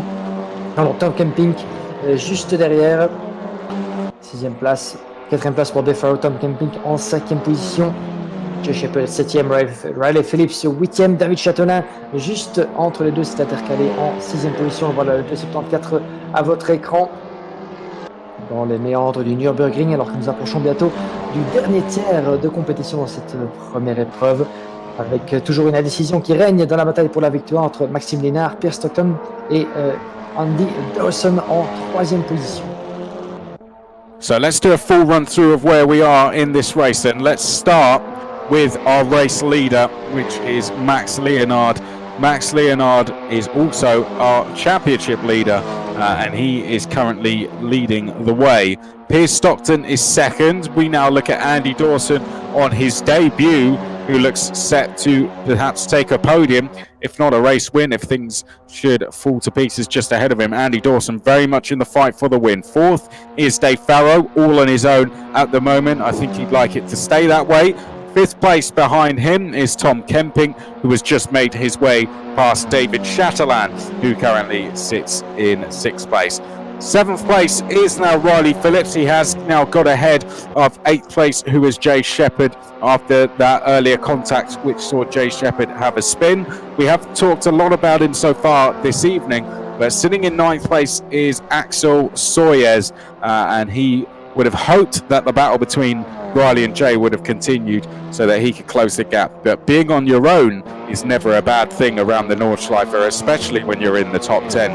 Philippe Lodike then mounts out the top 10. Behind that, we've just had a change a little bit further back. In between that and the change, though, is 11th, which is Gerard Richard. Gerard Richard having a fairly good race so far. Let's see if he can get himself into the top 10. Eric Steinlin is then in 12th place. There we can see Gerard Richard just coming through the carousel. Here is Eric. He is in 12th place. He 15 seconds behind Gerard Richard. 13th place is Ian Veremans, and as we can see, he's coming under pressure, and that pressure is coming from 14th place, which is Xavier Ville. Xavier Ville, a bit of a mixed race for him so far. 15th place is then Pierre-Andre Guillaume. He is running in 15th and coming under gradual pressure from Steven Spittals, who sits in 16th place. Pierre-Andre Guillaume, so I forget, he had an instant earlier in the race, so he on the recovery. Spittals started all the way at the back of the field. Then in 17th place is Mathis Besson, 5 seconds back from Steven Spittals. He runs in 17th. Then it's Alstein next along. Schinkel is in 19th place. Lancelot Alstein, there we can see 18th. There's Schinkel having a spin. Nico Perez 20th. And we've had a change for lead. So just on cue, Piers Stockton has now hit the front once again to take the lead back from Max Leonard. Alors que nous sommes entrés, chers amis, dans les dernières 10 minutes de cette première épreuve, changement de leader et la bataille, vous l'avez à l'écran, entre Pierre Stockton et Maxime Linard, avec Pierre Stockton, le Britannique, dans son Evo 3 toute de bleu vêtu, qui vient de prendre l'avantage sur le leader provisoire du championnat, la numéro 50, Flower Power, qui fut alignée il y a quelques années, vous vous en souvenez sans doute, pour tous les aficionados de la VF Fun Cup, par le Belgian Very Club lors des 25 heures de Francorchamps en 2017, si ma mémoire est bonne. Et voilà justement la 50 qui reprend la tête avec Maxime Linard, qui ne s'en laisse pas compter et qui reprend le commandement, comme ce fut le cas depuis la quasi-totalité, depuis le début de cette première épreuve. Nous en aurons deux ce soir sur la Nordschleife. Mais pour l'instant, Maxime Linard qui reprend la tête, Pierre Stockton en deuxième position. Une bataille qui pourrait profiter, pourquoi pas, à Andy Dawson, le pilote britannique nouveau venu dans le peloton de cette Virtual Fun Cup Winter Series et qui pour l'instant tient le bon bout. Il tient en tout cas la dragée haute à nos deux favoris avec cette troisième position pour l'instant qui ne sera tout sauf menacée de la part de Dave Farrow qui compte presque 14 secondes de retard sur le top 3. Pour l'instant, les trois premiers, donc Linard, Stockton et Andy Dawson, dans un mouchoir de poche alors qu'il reste un peu plus de 7 minutes, moins d'un tour. C'est le dernier de cette interminable Nordschleife du Nürburgring. Un peu plus loin derrière, la bataille, vous l'avez à l'écran pour la 6e position entre David Chatelain et Riley Phillips, le poleman de cette épreuve, le plus rapide des qualifications. Riley Phillips qui doit se mordre les doigts d'une entame de course complètement loupée après avoir perdu quelques précieuses positions jusqu'à la porte du top 10 dans le tour d'ouverture. Les voilà qui viennent de négocier et de manière assez agressive la chicane de Michael Schumacher et la connexion entre le nouveau et l'ancien circuit. Vous la voyez à l'instant. Et superbe dépassement de la part de Riley Phillips qui a trouvé un trou de souris entre la voiture de David Chatelain et le mur extérieur. Mais ce trou de souris était suffisant pour pouvoir franchir l'obstacle et passer en 6e position alors que la bataille fait toujours rage entre Maxime Linard et Pierre Stockton. On est loin d'avoir tout vu. Chris, the battle is on for the lead. This is the last lap in this race and Maxime Linard and Pierre Stockton, 2 names for 1 victory. Yep, we had change for 6th as well, so the grid for the next race is formed off the finishing positions of this one with the top 6 reversed. So Riley Phillips, after that earlier incident, that PC problem that he had, has now got himself into 6th in a reverse grid pole. Oh dear, what's happened there? Now Max Leonard has just went stage right and that has seen Pierre Stockton go through. I've got a little bit scared there. I thought there'd been a major problem for Max Leonard, as he's now going to dive back down the inside here of Pierce Stockton coming into the right-hander. Pierce left him the space, and Max Leonard will draw alongside on the exit, but the next corner is a left, so it's going to lend itself to Pierce, and Leonard will slot back into second place. But this is going to go all the way to the line, isn't it? Max Leonard versus Pierce Stockton, with Andy Dawson in chase as we work our way back uphill now into the uphill left, and Pierce Stockton has firmly asserted himself back into the lead of this race. But we've still got a long way to go. We may be on the last lap, but we are a good few minutes away from seeing that checkered flag here. Oui, en effet, il reste un peu moins de 5 minutes à couvrir dans cette première épreuve de la soirée sur le Nürburgring, mais on est loin d'avoir tout vu, comme Chris vient de vous le dire. Et pour l'instant, nous sommes à bord de Maxime Lénard en extérieur, la numéro 50 Flower Power, en chasse du leader Pierce Stockton. Vous l'avez sans doute aperçu sur l'arrière de la voiture de Pierce Stockton, en anglais Watch out, prenez garde. Et ça ne saurait être plus clair de la part de Pierce Stockton vis-à-vis de Maxime Lénard et de Andy Dawson, qui n'est pas loin en 3e position, 7 dixièmes de retard au dernier pointage. Et on pourrait encore avoir un changement, pourquoi pas, entre les deux leaders, mais pourquoi pas également dans l'ordre du podium final de cette première épreuve de la soirée. Et Maxime Lénard très très proche pour l'instant de Pierce Stockton. Il attend son heure, Maxime Lénard. Est-ce qu'il pourrait peut-être déjà reprendre avantage même sur le leader britannique? Ce sera très très compliqué, même si il est sorti de piste malheureusement pour Pierce Stockton. Pierce Stockton est out of this race. Mais peut-il repartir? En tout cas, il perd la victoire. Que s'est-il passé là-bas? Serait-il victime d'un accrochage, une légère touchette avec Maxime Lénard, ou alors y a-t-il eu faute de pilotage de la part de Pierce Stockton? Les résultats, le voilà qui dégringole de la première à la 3e place. Il n'ira pas au-delà, Pierce Stockton, puisque 16 secondes le séparent entre lui et Dave Farrow en 4e position. Mais tout s'écroule malheureusement pour Pierce Stockton, qui croyait peut-être avoir course gagnée. En tout cas, il pensait pouvoir se protéger des assauts de Maxime Lénard. Eh bien, il n'en sera rien, puisqu'il verra le drapeau à damier, en tout cas en 3e position. It's hard to know where to look, because if we check in quickly, we've got a great battle going on for 8th place as well between Axel Sawyers and Jay Shepherd. Jay Shepherd trying to hang on to that 8th place. Axel Sawyers is really coming into this zone as his race goes on, but Riley Phillips all over the back of Tom Kemping and all over the grass briefly there as he now finds a gap on the outside. And Riley, is he going to be able to get through? He's had a lock up at the brakes, and Tom Kemping's off. Tom Kemping's gone off. Is he going to rejoin in 6th? Yes, he is. So he'll still take the reverse grid pole. Let's have a look at what's gone on between our two leaders then. Quickly, we'll check in with Axel Sawyers versus Jay Shepherd. Gap is 1.2 between the two leaders. Pierce Stockton is still in 3rd place. That's what it looks like between the leaders. But let's get back to that battle between Jay Shepherd and Axel Sawyers. We've had a change behind this as well. It looks like Philippe Loriquet and Gerard Richard have swapped places. So that is now Philippe Loriquet 10th, Gerard Richard 11th. But this is going to be a great fight between Jay Shepherd and Axel Sawyers on this final lap. Et le dernier tour qui s'égrène pour l'instant. Il reste un peu plus de 2 minutes jusqu'au drapeau à damier de cette première épreuve. Et la bataille fait rage, pas seulement pour la victoire, mais également pour la 8e position. Jay Shepherd sous la pression de Axel Soyer. Nous sommes à bord du pilote français pour l'instant. Axel Soyer qui est très très proche du pilote britannique. Pourra-t-il prendre l'avantage, en tout cas trouver le petit trou de souris sur cette piste ô combien étroite de Nürburgring pour prendre le meilleur? Axel Soyer ici à l'approche du célèbre carrousel. Le virage à droite très très serré. En tout cas, le carrousel ne lui offrira pas la possibilité de peut-être prendre l'avantage sur son adversaire, de le doubler dans les meilleures des conditions, mais en tout cas pourrait lui permettre de se rapprocher suffisamment pour prendre l'aspiration et déboîter en tout cas lors d'un moment opportun. Tom Kemping, Riley Phillips en 5e, 6e position. Riley Phillips qui a perdu pas mal de temps dans sa tentative de prendre l'avantage sur Tom Kemping, et je pense en tout cas qu'avec 1 seconde 8 entre les deux et quelques virages seulement restants pour la conclusion de ce tour, eh bien ça ne devrait pas changer entre la 5e et la 6e position. Jay Shepherd, Axel Soyer, ça pourrait encore bien s'inverser puisque Soyer est très très proche pour l'instant de son adversaire britannique.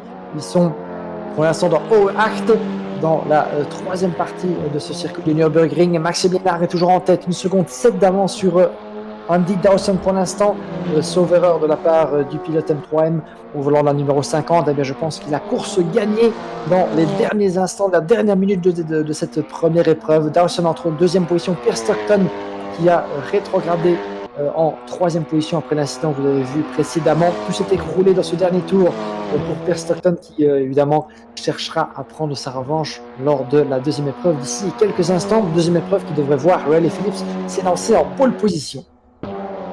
We got a great fight going on just outside the top 10 as well. All the points count. Don't forget, this is Eric Steinling versus Xavier Veal. Riley Phillips, let's go back to that though, because that is the battle for 5th place. Riley Phillips, I think, may have had a small off. He's now had to close this gap back down to Tom Kemping once again. And the fight for 5th is back on. Tom Kemping, let's see what he can do in trying to defend from Riley Phillips as we come into the latter stages now of this final lap, this race number 1 for the evening. Another 30-minute race for you coming straight up after this. The top 6 will be reversed, so it's likely these two will be our front row. Who's going to start pole and who's going to start second? Oh no, Riley's off. Rejoins once again. And that could be 5th confirmed for Kemping. Let's check in with our leaders as they're now making their way up towards the final stages of this lap, Guillaume. And it looks like Max Leonard has this one in the bag. Et voilà, le chrono vient de s'arrêter en effet, Chris, et nous entrons dans les derniers instants de cette première épreuve. Et Maxime Linard avec 1 seconde 5 d'avance, vous le voyez sur la gauche de votre écran, d'avance sur Andy Dawson, eh bien, semble avoir course gagnée. Les voilà les deux leaders et Maxime Linard au volant de la numéro 50 qui se dirige vers une nouvelle victoire dans cette Virtual Fun Cup Winter Series, sa première de la soirée sur la Nordschleife du Nürburgring. Une victoire qui, si il tient bon, mais on lui fait confiance en tout cas, jusqu'au terme de la dernière ligne droite. Quelques virages encore à disputer pour Maxime Linard qui va donc boucler le voilà qui se présente sur la ligne droite de départ et d'arrivée du circuit F1.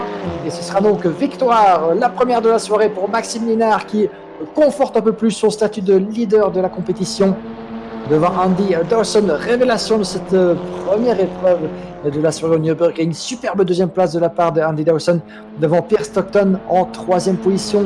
Maigre consolation pour le pilote de la numéro 256 après avoir mené durant la majeure partie du dernier tour et qui a tout perdu sur une touchette. Il se console donc avec la 3e position. Dave Farrow 4e, devant Tom Kemping 5e, Riley Phillips, le poleman qui a perdu très gros également lors du tour d'ouverture et qui s'élancera toutefois à nouveau de la pole position pour la 2e manche avec évidemment un goût de revanche en bouche. 7e place pour David Chatelain devant Jay Shepherd, Axel Soyer, puis nous avons Philippe juste derrière qui boucle le top 10, Philippe Loriquet en 10e position. 11e place juste derrière, et il vient de perdre la 11e place au profit de Xavier Veil. C'était juste derrière Gérald Richard qui franchit la ligne d'arrivée en 12e position devant Yann Varemans, Pierre-André Guillaume 14e, Mathis Besson 15e devant juste derrière Lancelot Alstin 16e position. Eric Steinling a franchi le drapeau d'année en 17e place, ou du moins il s'apprête à le faire puisque les voilà qui se présentent tous devant la ligne droite de départ et d'arrivée, devant les stands F1. Puis nous aurons Steven Spitals 18e, Christophe Schinkel 19e et Nico Pérez en 20e position. Voilà pour le classement complet dès qu'ils auront tous franchi le drapeau d'année de cette première épreuve sur le Nürburgring. On va prendre une petite pause et une petite sortie là-bas pour Yann Varemans, je pense, le numéro 25 en effet, qui va pouvoir tout de même franchir. Il a franchi, je pense, la ligne d'arrivée de manière un petit peu rocambolesque. Mais voilà, donc il conclut, chers amis, cette première épreuve. Une petite pause et puis nous serons prêts pour repartir pour une nouvelle demi-heure de compétition avec le top 6 inversé, on vous le rappelle, et la pole position pour Riley Phillips. There we can see the last few drivers now coming across the line. Lancelot Alstein will be 17th, Steven Spitals 18th, Schinkel will be classified 19th, and Nico Perez in 20th place. But it is Max Leonard who takes the race win. A brilliant race from Max. A shame that Pierce Stockton fell away on that final lap. We couldn't exactly dissect how that happened, but unfortunate incident which saw Pierce Stockton spinning around. Wasn't too sure if there was contact or a mistake or a combination of both, but Pierce Stockton, however, the gap that Leonard and Dawson had created meant he would still take a podium. And on his debut, what a performance from Andy Dawson to finish in 2nd place on debut. Hugely impressive from him. Dave Farrow kept quiet, but 4th place, solid points on the board. Kemping managed to get 5th place after Riley Phillips' mistake, but it's Riley who will start from pole position when the top 6 reverse for race number 2. Well, let's see if we can get our race winner in for a chat, shall we, Guillaume? If we can't quite get Max in, then maybe we'll see if we can get Andy Dawson in and see how he feels after that first podium on his very first race. So we'll only be able to get to chat to one driver as we don't have very long, but while we are waiting, Guillaume, I put the question to you earlier. I'm going to put it back to you now. In fact, we'll come back to that because it looks like Max is here. So Guillaume, I'll hand over to you to speak to our race winner.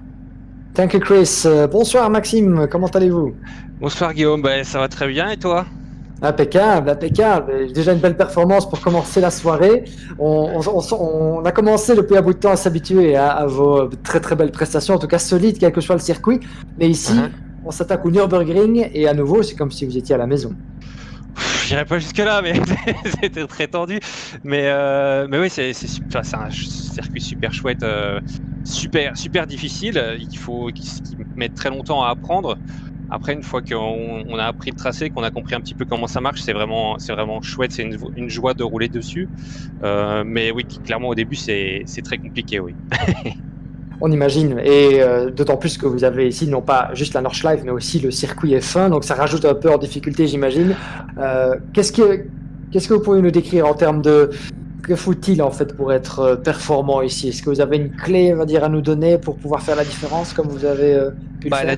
La différence, c'est faire la différence. Déjà, premièrement, c'est dans la connaissance du circuit. Déjà, rien que ça, vous gagnez des dizaines de secondes en fait. Si vous connaissez le circuit, vous savez vraiment où placer la voiture quand, et vous cherchez pas parce que le problème, c'est qu'ici, il y a tellement de virages, on a toujours un doute sur lequel arrive ensuite. Mais c'est déjà ça apporte énormément. Et puis après, c'est être juste à la limite, mais pas surconduire, parce que c'est un circuit qui punit tellement si on va trop loin, et qu'il faut mieux des fois être un petit peu moins vite, mais s'assurer de rester sur le tracé et de pas aller dans la barrière pour pouvoir aller chercher la victoire. Tout à fait, voilà, voilà une très très belle description en tout cas. Merci beaucoup. On vous retrouve peut-être tout à l'heure, peut-être au même endroit, sur la même place du podium. On verra bien, ça va être un peu plus compliqué, je pars d'un peu plus loin là maintenant. Bon, on vous fait confiance pour vous frayer un chemin en tout cas. Merci beaucoup Maxime et bonne course. Merci. Thank you Chris, thank you Maxime. Yes.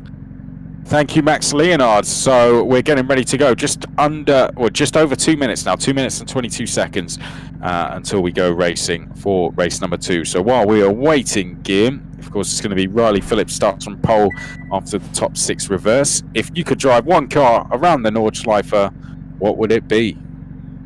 I put some thinking into this while we were discussing, but I think I want to go a bit vintage on that one. And one of my all-time favorite cars has always been the 956 Porsche. One of the best endurance cars that we've seen back in the 80s, and that's one of the cars in which Stefan Bellof, the German driver, set the all-time lap record on the Nordschleife. So the 956 to me was one of the best cars of my personal hero, Jackie X. He did fantastic. He did some fantastic things on the Nürburgring as well behind the wheel of this car. So I would say that for the history of it and the beauty of the car, I would go for that kind of Porsche. And it's the Porsche 917 from our director as well. So popular brand tonight. We'll ask some other drivers, shall we, after the next race and see which one they would go for. But I'd say that a very good choice. So that's the first race done. Points been awarded. This now the second and final race of the evening coming up. The grid has been set by the finishing positions of the first race. However, the top 6 positions have been reversed. So we will get going very shortly. We're in the countdown now to this second race. And once we get going, it will be a 30-minute race once again. So fairly similar to that time. What was your overall expectations though from that first one, Guillaume? I'll hand it over to you to give your thoughts and then to talk us through the start of this second race. Thank you, Chris. Voilà, chers amis, si vous nous rejoignez maintenant, eh bien, attachez vos ceintures, puisque d'ici quelques secondes, on sera parti pour 30 minutes de folie, comme lors de la première épreuve, avec 30 minutes de compétition entre les participants de la Virtual Fun Cup Winter Series. Avec en pole position, nous aurons Riley Phillips sur la droite de votre écran, avec Tom Kemping à ses côtés, Dave Farrow, Pierre Stockton, Andy Dawson, Max Linard. C'est le top 6 inversé qui, d'ici quelques instants, vont s'élancer. Les feux rouges sont éteints. On est parti pour 30 minutes. La deuxième épreuve de la soirée sur le Nürburgring, avec un excellent départ de la part de Riley Phillips. Tom Kemping à ses côtés, à l'assaut des premiers virages. Nous sommes sur le circuit F1, évidemment, le circuit moderne du Nürburgring, comme vous l'aurez aisément reconnu. On est parti pour 30 minutes de foire d'empoigne ici sur le Nürburgring, avec Riley Phillips qui négocie la première épingle à cheveux en tête, le S. Ça se tamponne légèrement derrière Tom Kemping qui est parvenu à conserver la troisième position. Dave Farrow, troisième place juste derrière, avec Dave Shepard qui tente de s'infiltrer déjà dans ses premiers mètres de course. Maxime Linard juste sur votre écran là-bas derrière, avec la numéro 50 qui tente de passer sans encombre sur la pression du numéro 272, c'est Xavier Veil juste derrière, me semble-t-il. Un peu de contact avec Axel Soyer juste derrière, et malheureusement je pense que nous avions un des pilotes en dehors. C'était de la piste. Je n'ai pas pu distinguer de qui c'est, mais je pense que s'agissait-il de Jay Shepard qui là-bas a commis quelques soucis. Non, c'était Pierre Stockton qui, je pense, était en dehors de la piste là-bas. On refera le point d'ici quelques instants, une fois qu'ils auront conclu ce premier tour, et il promet d'être très très long. Effectivement, Pierre Stockton, je pense, qui a perdu gros là-bas dans l'aventure, qui a rétrogradé en 4e position. On va en avoir la confirmation d'ici quelques instants. Mais quoi qu'il arrive, on est parti. Tom Kemping et Dave Farrow, 3e, 4e place. Riley Phillips, votre leader. Et pour l'instant, ça se passe bien pour le poleman, celui qui a terminé en 6e position de la première épreuve. On se souvient donc que ça ne s'était pas vraiment passé à la hauteur de ses espérances lors de l'entame de la course 1 et qu'il avait dû cravacher depuis la 10e place jusque dans le top 6. Mais le voilà en tête avec déjà une seconde presque d'avance sur Tom Kemping, en pleine bagarre avec Andy Dawson pour l'instant, qui prend la 2e place à l'approche de la chicane Schumacher. Échange de position pour la 2e place avec Dawson devant Kemping, Pierre Stockton 4e. Alors Dave Farrow, Maxime Linard sous la pression de Philippe. Juste derrière Loriquet qui tente de passer, ce n'est pas encore le cas pour l'instant. Philippe Loriquet qui se maintient en 7e position devant Axel Soyer, Xavier Veil et Nico Perez. Et c'était bel et bien Jay Shepard, malheureusement, qui a perdu gros dans l'épingle Dunlop, je pense, où il était sorti de la piste. Et gros contact là-bas entre Pierre Stockton et Tom Kemping. Kemping qui vient de perdre la 4e place et qui rétrograde au classement avec la pression de Dave Farrow juste derrière. Donc c'était un accrochage là-bas, effectivement très très serré. Et Maxime Linard qui prend la 4e place à la poursuite de Pierre Stockton. Well, what a hectic start to the race. Riley Phillips has done exactly what he would have hoped to have been doing after the downfalls he had in that first race, and that is get a gap early, take advantage of that reverse grid pole position and try and break away as Ian Veermans goes stage right and off the circuit and into the barriers, and as quickly as he went off, rejoins again and gets going, albeit now under a lot of pressure. We've had Axel Sawyers running into trouble, and round he goes. Axel Sawyers was already in a spin. Jay helped him. Jay Shepard had helped him just do the rest with nowhere to go, and it's seen absolute chaos in the midfield with everyone trying to take avoiding action. And sadly, Axel Sawyers is going to drop down the field. Jay Shepard went off on the early stages of that first lap after receiving some contact. He's now into 10th place, so he has started his recovery. Riley Phillips leads though. Andy Dawson coming under pressure in 2nd place. He's very close for 3rd place as well between Pierce Stockton and Max Leonard. Here is Andy Dawson. Behind him though, it's even closer with Pierce Stockton and Max Leonard. Kemping is in 5th place. Then it is Dave Farrow in 6th. Philippe Loriquet, if we have a look at him, he's having a good start to this race. He is currently in 7th and challenging for 6th. So from 2nd all the way down to about 9th place, I'd say it is all to play for, Guillaume. Yeah, absolutely, and we can see a completely different start of a race for Riley Phillips, who this time managed to stay ahead of the pack and build a bit of a gap, already 4 seconds halfway through this first lap. So a very, very good start of the race for Riley Phillips, who manages to really extend his gap on Pierre Stockton under the pressure of Max Minard. And then we have Andy Dawson and Tom Kemping with the same livery actually battling against one another for 4th place. You can see them on screen right now. So if Riley Phillips manages to stay up front and keep the gap as it is, considering that the others are battling behind, so there should be no trouble at all for him to go through this race unchallenged. But we're not there yet. This is only the beginning, the first 5 minutes. But Riley Phillips is doing what he needs to do at the moment. 4.6 seconds, advantage on Pierre Stockton. Maxime Ménard battling for 2nd place, and Dawson 4th, and Tom Kemping in 5th place at the moment. I can tell you Riley will want nothing less than a win in this race. However, one thing I would say is Pierre Stockton and Max Leonard, there you can see it, now have a gap to them and the rest of the field. So I wouldn't be surprised if when we hit the straights, Max Leonard is pushing Pierre Stockton along, hence doubling their speed, hence increasing their combination speed, and therefore trying to close the gap to Riley. So this is all in the hands of the two of them, whether they want to work together or not. And I'd say they're both smart enough to try and do that. Let's not forget Pierre Stockton will want to get one back over Max Leonard after that incident towards the end of the race, which saw him finish 3rd rather than fight for the win all the way to the end. But for now, we won't think about what's going to happen and concentrate on what is happening, and that is that we are following Dave Farrow in the middle of this 3-car train, fighting over 5th place, with Kemping leading it and Philippe Loriquet rounding it out.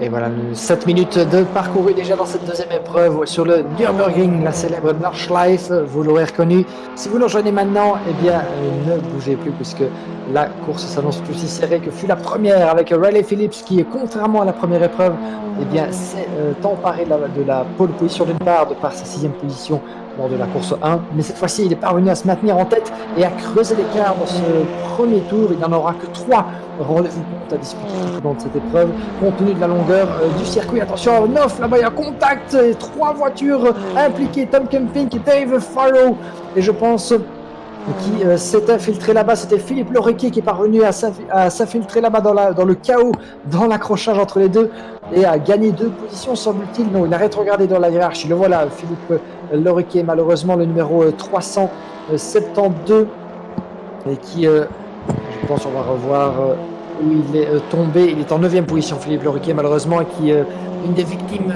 de l'accrochage qui était très très court, mais suffisamment dommageable pour Loriquet pour perdre plusieurs positions dans l'aventure. Jay Shepard en 8e position à la poursuite de Tom Kemping.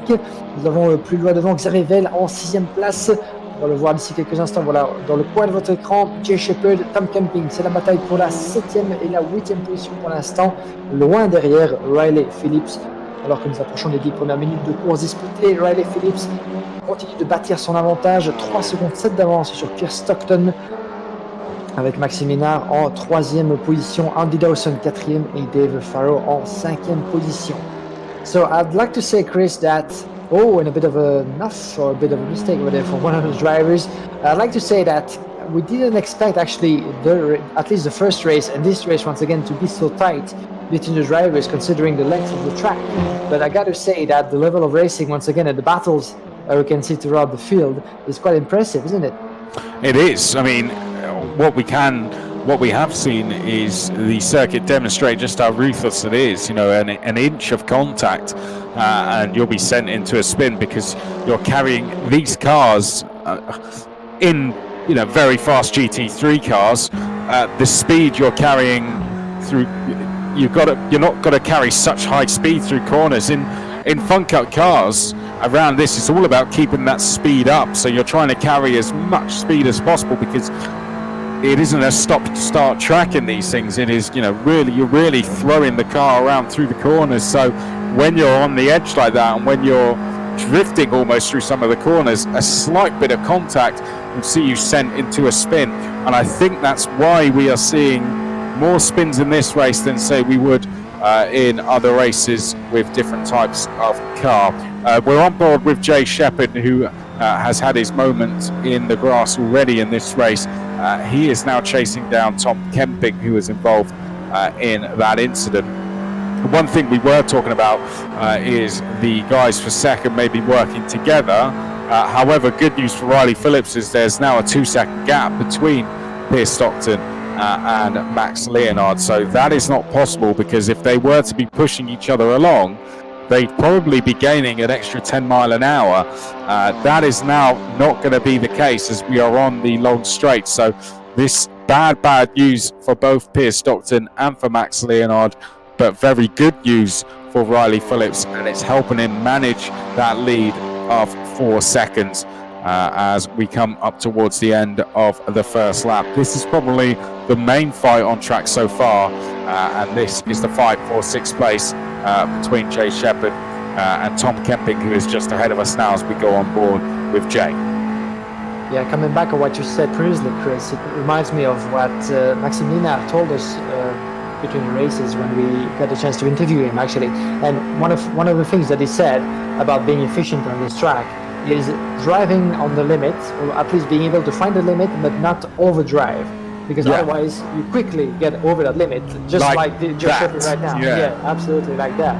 And as Andrew Phillips just points out right now in our personal chat, is that the Nürburgring track, at least the Nordschleife, has such a big curves with grass all over the track and no runoff area, actually. That is very easy, not only to make a mistake, but to, you don't get a chance to actually go around the track and, save yourself from any of those mistakes. I mean, just one mistake can prove very costly in that kind of track.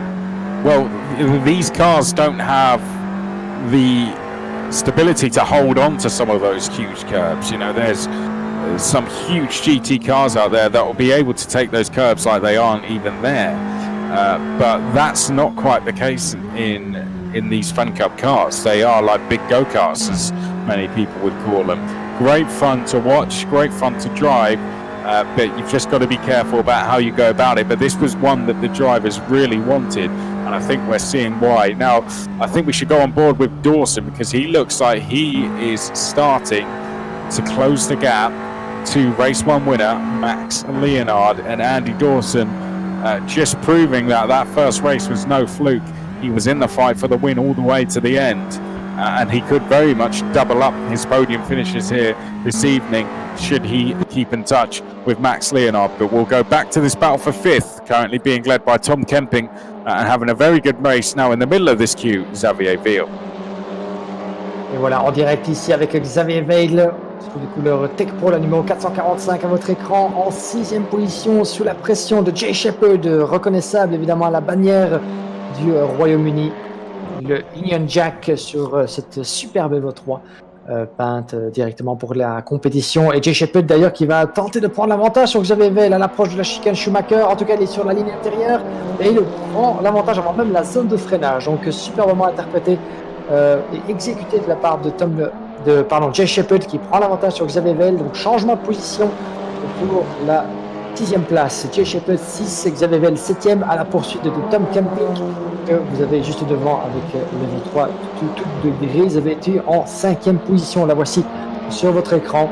C'est la bataille pour la 6e place, loin derrière le top 4, toujours mené à ce stade par Riley Phillips, qui ne cesse de tour en tour donc de augmenter son avantage. Il était de 4 secondes, il est presque de 5, 4 secondes 8 pour l'instant à l'entame de ce 2e tour. Nous sommes déjà en quelque sorte à mi-course, puisque cette épreuve, compte tenu de la longueur du circuit, ne compte que 3 tours au total. Donc Riley Phillips en tête, 5 secondes désormais d'avance sur la gauche de votre écran sur Pierce Stockton. 3e place pour Maxime Linard devant Andy Dawson, Tom Kemping, Jay Shepherd, Xavier Veil. Puis nous avons Dave Farrow en 8e position, suivi de Philippe Loriquet, 9e, et Yann Varemans qui ferme le top 10. À votre écran, une autre bagarre qui fait rage plus loin dans le classement entre Axel Soyer, au volant de l'Evo 3 toute bleue, et la 484 de Christophe Schinkel. Ils se séparaient par moins d'une seconde pour l'instant dans l'enchaînement de Hockenheim. Plus loin derrière, non, plus haut, pardon, on revient avec Xavier Veil. La pression de la part de Xavier sur Jay Shepherd, qui a pris l'avantage. Et attention à l'accrochage avec Xavier Veil et Shepherd qui partent tous les deux en tête à queue, avec Shepherd qui se retrouve à contresens de la piste, alors que Xavier est parvenu à conserver le contrôle de son Evo 3. C'était très très serré là-bas, mais les deux sont partis, ont surmonté un des vibreurs, ce qui a fait perdre le contrôle de sa machine à Jay Shepherd, semble-t-il, et il perd gros de l'aventure puisque c'était une bagarre pour la 6e position. Jay Shepherd se retrouve en 9e place. Well, what timing that was to come to Jay Shepherd. Unfortunately, bit of an off for him. He's having a bit of an eventful race so far, and Jay Shepherd, it's not going to be so easy for him now. He's got going either. He finds himself now under pressure in 10th. But let's go for a full run through of where we are, as we are exactly halfway through this race. 1.5 laps down, 1.5 to go. Riley Phillips is your leader. He got himself a gap early in this race from pole position, and that pole position came from the fact that he'd dropped down to the back of the grid from pole position in race 1, fought his way back through to 6th to grab reverse grid pole, and Riley taking advantage now with a 5.6 second gap over second place, who is Piers Stockton. However, Piers' gap to Max Leonard, who runs in 3rd, was over 2 seconds at the start of this lap, but Max Leonard, in that very colourful colour scheme there, he is now closing in that number 50 car, race 1 and championship leader. Andy Dawson having a fantastic debut, 2nd in the first race. He's 4th in this one, in the fight for the podium. This is what he did in the first race, just kept himself in the fight and then picked up the pieces when all fell apart ahead of him. I feel the same could happen in this race should Max Leonard close in on Piers Stockton. A whole 15 seconds, if we're rounding up behind, is Tom Kempink. Here he is, and just having a little bit of words with the barrier, as did Xavier Ville. Xavier having a very good race there in 6th. We'll talk a little bit more about Xavier when we've gone through our run through. For now, let's continue and bring you up to the speed with who is where. Dave Farrow currently sits in 7th place. He was 4th in the first one. He's doing pretty good in this one, with a chance to make at least a couple more positions, you'd have to say. In 8th place, next along then, is Ian Verimans. Ian running in 8th place, 5 seconds to the driver ahead of him, 2 seconds to the one behind him, who is Jay Shepherd, having a bit of an eventful second race, but still somehow in the top 10. Next along is David Chatelain. He currently rounds out your top 10. David Chatelain running roughly where he was in the first race. Eric Steinlein is then in 11th place. Eric trying to chase down a top 10 finish. 3.5 seconds back from Eric is Philippe Loriquet. Philip, though, as we have a look at him now, is under all sorts of pressure from the dark blue coloured car of Axel Sawyers, and Axel Sawyers trying to make his way back up the order after earlier troubles, and he pulls side by side with Loriquet here. He's going to be on the outside, unfortunately, as we come to this right-hander, and being on the left of the circuit means he's going to be at a slight disavow, and there we go, contact. Axel Sawyers just coming across there, Philippe Loriquet, and it's turned out worse for Axel Sawyers, who was trying to make that move, and he is now going to drop down the order. He did have 21 seconds over Besson. He gets going again, as next behind him, and probably not too far behind him now, is Mathis Besson, who has company in the shape of Pierre-Andre Guillaume. Pierre-Andre Guillaume making that move and going through. Schinkel is then in 16th place, and then we have Perez, Richard, Alstein, and Spitthouse. But we have just had a drop from Dave Farrow. Not too sure what's going on there. Let's quickly run through the rest of the drivers before we pick that one up. So 16th place is then Schinkel. He's 5.3 behind this, and then behind that we have Nico Perez. Nico Perez in 17th with close company. And Perez is gone. So just a wheel on the grass there, and Perez has gone round. And going ahead of him now is Gerald Richard. You would have seen Gerald Richard just making his way around the carousel. Lancelot Alstein is then in 19th place. We'll have a look at him now. And just behind him in the background, that, as we have a look, is Stephen Spitthouse. So I'm not too sure what's happened to Dave Farrow. I don't know if he's disconnected from the race or picked up a penalty. Whatever's happened, fortunately, Dave Farrow appears to be out of this race, which is going to move everyone who was in that 5. Ian Verimans is now going to move up to 7th. Jay Shepherd up to 8th. Chatelain up to 9th. And Eric Steinlein up to 10th place gear. Thank you, Chris, for the rundown. Chers amis, nous entrons d'ici quelques instants dans les 10 dernières minutes de cette épreuve, la deuxième de la soirée, toujours sous le commandement de Riley Phillips, qui a déjà plus de 6 secondes d'avance sur Pierre Stockton. Vous avez vu à l'écran Maxime Linard brièvement passer par le carrousel. Voilà votre leader, Riley Phillips, en tête avec 5 secondes d'avance désormais sur Pierre Stockton. Maxime Linard en 3e position, le vainqueur de la première épreuve qui pour l'instant est occupé à consolider son leadership au général avec cette 3e position. Lui qui a 2 secondes 4 de mieux sur Andy Dawson. Vous avez vu donc le classement au complet. Pour l'instant, toujours provisoire évidemment de la part de Chris. Andy Dawson, 4e place à votre écran. 10 dernières minutes encore à tenir alors que nous entrons dans le dernier tour. Déjà pour Riley Phillips, 25 km à tenir pour celui qui s'est lancé en pole position lors de la première épreuve et en pole également pour cette deuxième course.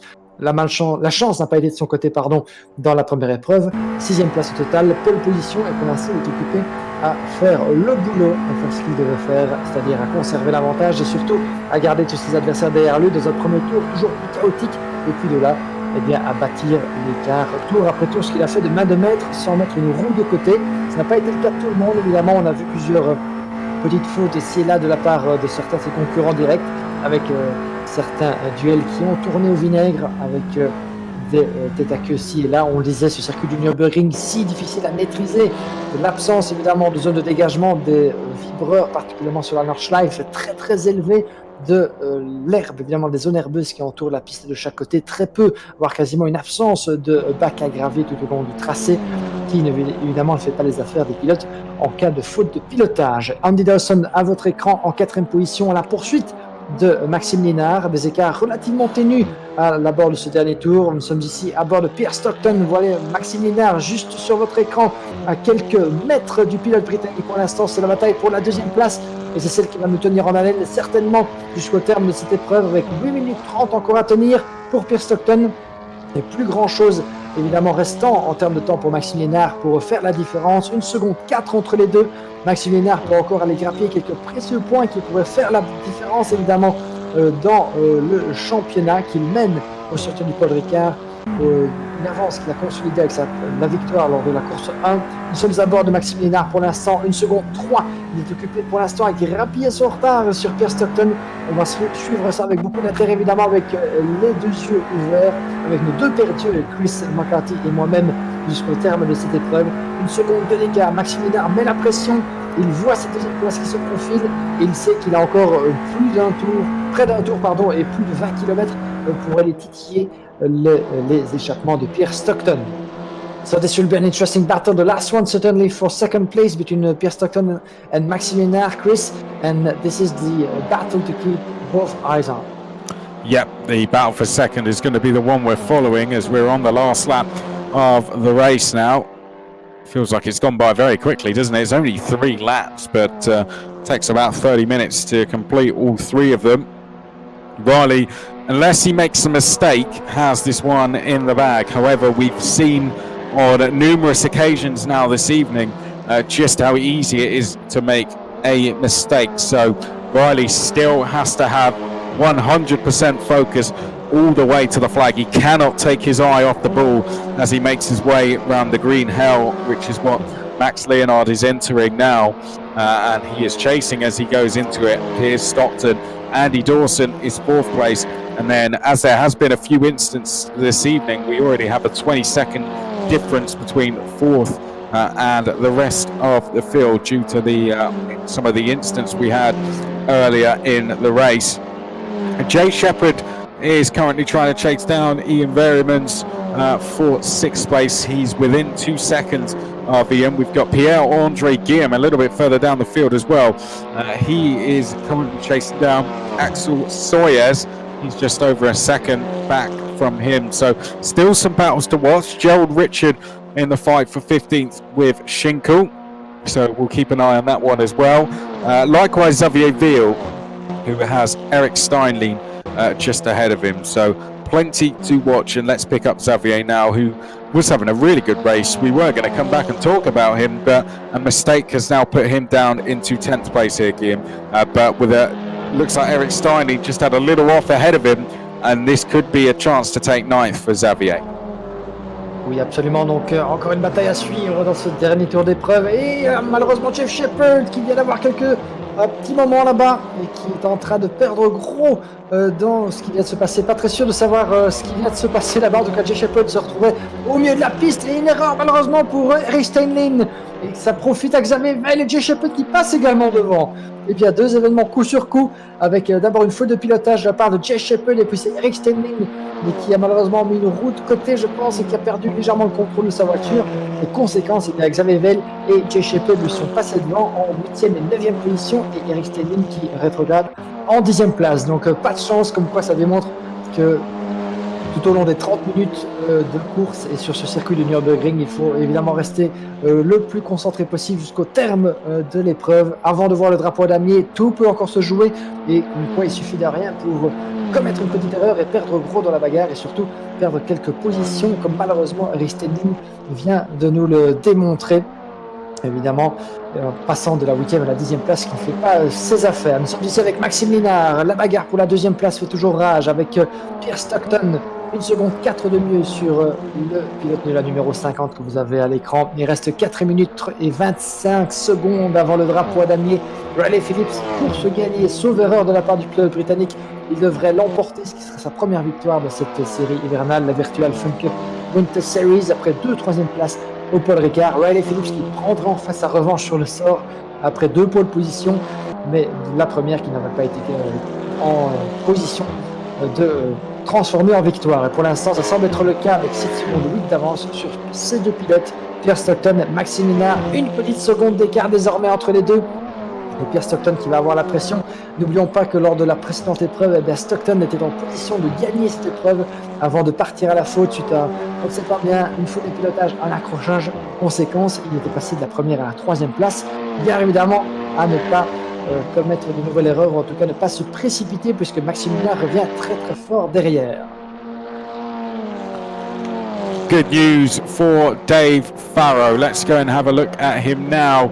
A connection issue for him earlier in the race, unfortunately dropped him out. He was running in a solid 7th place at the time, having finished 4th in race 1. Dave Farrow unfortunately dropped out of the race after a connection issue, but he is now back. Good for him.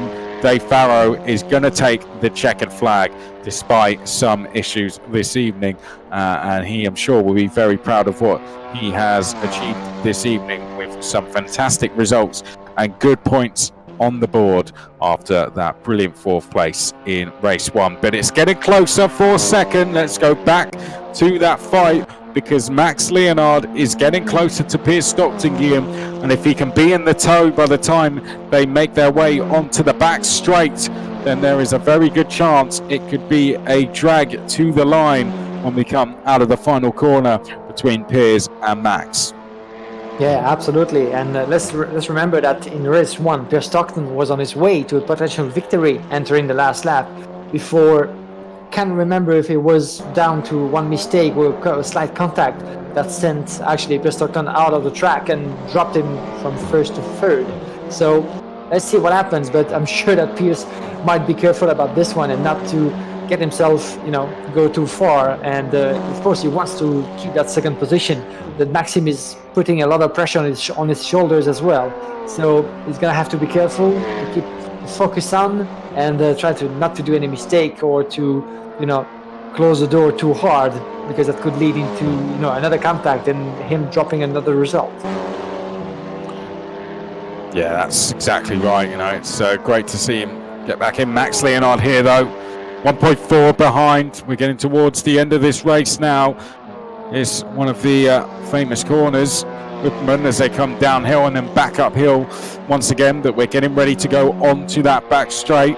Then it will be a drag down. Max Leonard came out of the carousel there. That lost him a total of 4/10 of a second, but he has now managed to claw some of that back as he tries to chase down Piers. We haven't seen much of our leader, Riley Phillips, but he is still there. He's 8.5 seconds ahead of this, all on his own, but it's all eyes on the fight for 2nd to see in which order they will join Riley Phillips on the podium. These 3 are the 3 currently fighting for the title, and quite fitting that the three should end up on the podium. But which order will they stand? Who will finish in second? Is it going to be Piers or is it going to be Max? Yeah, actually, I don't know why Max went wide in the carousel corner. Actually, it was a bit of an unusual move. Yeah, it was, wasn't it? Maxim. Yeah, and as you said, that's why he lost those 0.4 of a second. And might be worth asking him actually what happened there. Was it a mistake or was it an attempt to gain some time, which is not quite the usual way to do it? But let's see what happens. I think it was one that led to the other, pretty much. But here they come onto the second carousel now. So we're getting towards the end of this race. And I don't think Max is going to be close enough to challenge Piers Stockton. Unfortunately, we're on the back straight. Let's pick up where our race leader is, because Riley Phillips is already on the back straight. He hit it 8 seconds ago, and he is now making his way up towards taking race victory. Riley Phillips, it's been a fantastic comeback from him. It's been a good evening overall, it has to be said, given the troubles he had in the first race. He qualified pole for that first race, but to then come back and finish in 6th place to grab himself reverse grid pole was a fantastic achievement, and he's taken advantage of that reverse grid pole position by getting himself into a comfortable race lead as he is coming up to the final few corners. This will be a fight we'll pick up after we see Riley cross the line, but he's not far away now, is Riley Phillips, as he comes up towards the final couple of corners. So far this season, it's been 2 second place finishes and a 6th, but for the first time in the new Virtual Fun Cup European Winter Series, Riley Phillips is going to take his first win as he comes across the line and he stands on the top step of the podium. It was only a matter of time, and Riley Phillips is a winner. Piers Stockton will be second, Max Leonard will be third, Andy Dawson will be in 4th place. This, though, Guillaume, a fight between Xavier Ville and Jay Shepherd, which could go to the line. Et voilà la dernière bataille certainement de cette épreuve. Xavier Veil, Jay Shepherd, la bataille pour la 8e place. Il ne reste plus que quelques virages alors que Riley Phillips a franchi la ligne d'arrivée en vainqueur de cette deuxième épreuve. À bord avec Jay Shepherd, est-ce que le pilote britannique va pouvoir tenter de surprendre son adversaire jusque dans les derniers virages, la dernière ligne droite? Oh, le perte de contrôle pour Jay Shepherd et accrochage entre Xavier Veil et Jay Shepherd. Les voilà qui partent en tête à queue. Incontrôlé. Ah, quel désastre malheureusement pour Veil et Jay Shepherd. Vont-ils pouvoir repartir? Xavier Veil qui se remet en marche, qui reprend le cours de la course. Est-ce que Jay Shepherd va pouvoir? Oui, il repart, mais perd 2 positions. Catastrophe pour Jay Shepherd qui voit passer devant lui Eric Stellin et Philippe juste derrière. Philippe Lorecki qui prend le devant également. Et Jay Shepherd qui perd 2 positions de l'aventure. What a disaster for Jay Shepherd. Just a couple of corners before the checkered flag, Chris. Absolute disaster, a real strange incident there. Just as he was trying to go down the inside, it was just the faintest of contacts, and it had a huge effect. Tom Kemping was 5th, Ian Verriman 6th. Behind that then we have David Chatelain in 7th, Eric Steinlein in 8th, Philippe Lodiquet 9th, Jay Shepherd 10th, Xavier Ville 11th, Axel Sawyers 12th. We just see here Mathis Besson come across the line to finish 13th. Pierre-Andre Guillaume is going to lead home Gerald Richard in the fight for 14th place. Then another 22 seconds back will be Lancelot Alstein, and here he comes into the final 2 corners now. We haven't seen much of him tonight, but Lancelot Alstein getting quicker all the time. Will he be one to watch going into the latter stages of the season? He comes into across the line to finish 16th. Behind that in 17th place, another driver we haven't seen much of, but more points on the board. 17th place it'll be for Christoph Schinkel. Finishing in 18th place, he's just about to make his way out the final corner. And well, he's had an off, in fact. Nico Perez, has he had a little bit of an off coming up to the line? It appears he hit some sort of problems there. Nico Perez will come across in 18th place. Dave Farrow was the other car to take the flag, albeit a lap down, and Stephen Spittals will be the last of the finishers on the same lap in 19th place, Guillaume. Et voici, chers amis, qui conclut donc cette deuxième épreuve de la soirée. L'escapade de la Virtual Fun Cup Winter Series au Nürburgring qui prend fin sur un succès ô combien mérité de la part de Riley Phillips, qui prend donc une revanche sur ses ennuis de la première épreuve où il partait de la pole, a fini finalement 6e pour s'élancer de la pole position grâce à la grille inversée. Et finalement, une victoire maîtrisée de bout en bout. Depuis la pole, l'écart rapidement creusé et de tour en tour, eh bien, Riley Phillips s'est avéré totalement intouchable sur la Nordschleife du Nürburgring et donc il n'en restait plus pour ses adversaires que récupérer les morceaux restants loin derrière Riley Phillips avec des très bonnes performances de la part évidemment de Pierre Stockton et Maxime Minard qui complètent le podium. Très très belle performance donc d'ensemble de la part de Maxime qui vient de nous rejoindre dans notre cabine commentateur si on peut dire ainsi. Maxime, une course un peu plus difficile mais beau duel malgré tout et surtout pas mal de points dans la poche en vue de la suite de la compétition.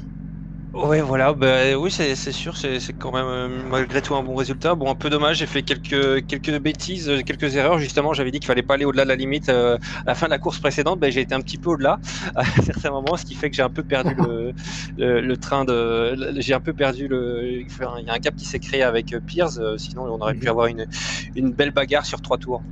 Tout à fait. Alors, on se posait la question avec Chris, on vous a vu prendre l'extérieur du carrousel alors que vous étiez en pleine poursuite de Pierce, justement. Petite erreur là-bas, qu'est-ce qui s'est passé? Petite erreur, oui, petite erreur, c'était pas volontaire. On s'est dit, est-ce que c'est un nouveau truc de la part de Maxime pour essayer de gagner du temps alors est-ce qu'il a trouvé? Non, Mais voilà, ça aurait été cocasse. Mais voilà, petite erreur, donc réponse est trouvée. Mais bravo encore pour la performance d'ensemble, évidemment. À nouveau, hein, on vous a vu vraiment à votre aise sur ce Nürburgring malgré les nombreux challenges de ce tracé. Les prochaines courses avec des circuits qui vous sont familiers pour la plupart, jamais Spa en tête, j'imagine, évidemment.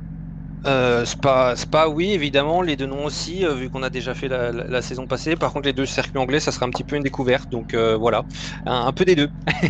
Ben voilà, un peu des deux, effectivement. Donc, et aussi l'occasion pour les adversaires de peut-être un peu vous titiller au championnat. Exactement. On fera le point. Voilà, merci beaucoup. Et on va passer le mot d'ailleurs à certains autres de nos invités. Chris, over to you to ask a few questions to the other guests of tonight. Cool. Let's start with race 2 winner, Riley Phillips. Riley, how are you doing? I'm good, thanks. Yeah, it was certainly an interesting race 2. How did to quite get away like that? How did you find the overall challenge of the Nürburgring? It was, very tough, very tough. The amount of concentration that you have to keep is ridiculous. There's just every single corner, and then it just doesn't end. So yeah, it was really hard to not make any mistakes and anyone behind you to catch up. And tell us, that first race, pretty difficult from your perspective, but the reverse grid pole helping you out a little bit and you were able to take advantage in the second race. Yeah, I'd say it was planned, but it wasn't. The reverse grid pole definitely helped, but it was still, I think, a good recovery from race 1, from P16 up to P6, I think it was.